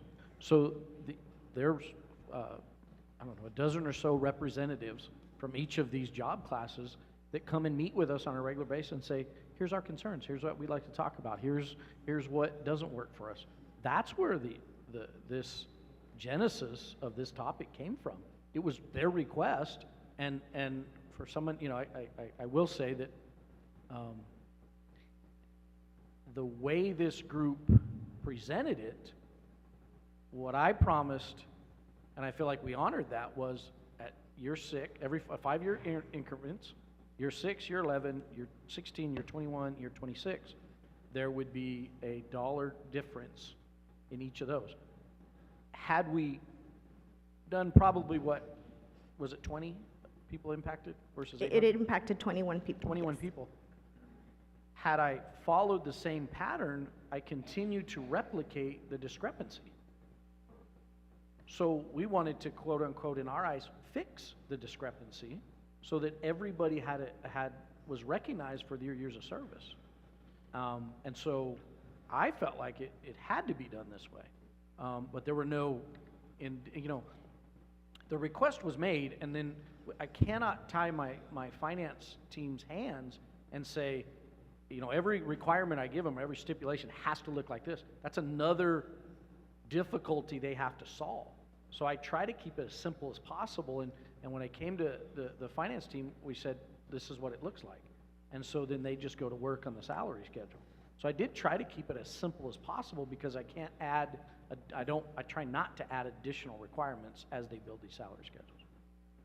So, so I'm understanding then that discussion of salary schedules can, group of people, individuals can come and present to your leadership team, I guess finance and HR, and you honored their request through a conversation, but it can also happen through collective bargaining. That is correct.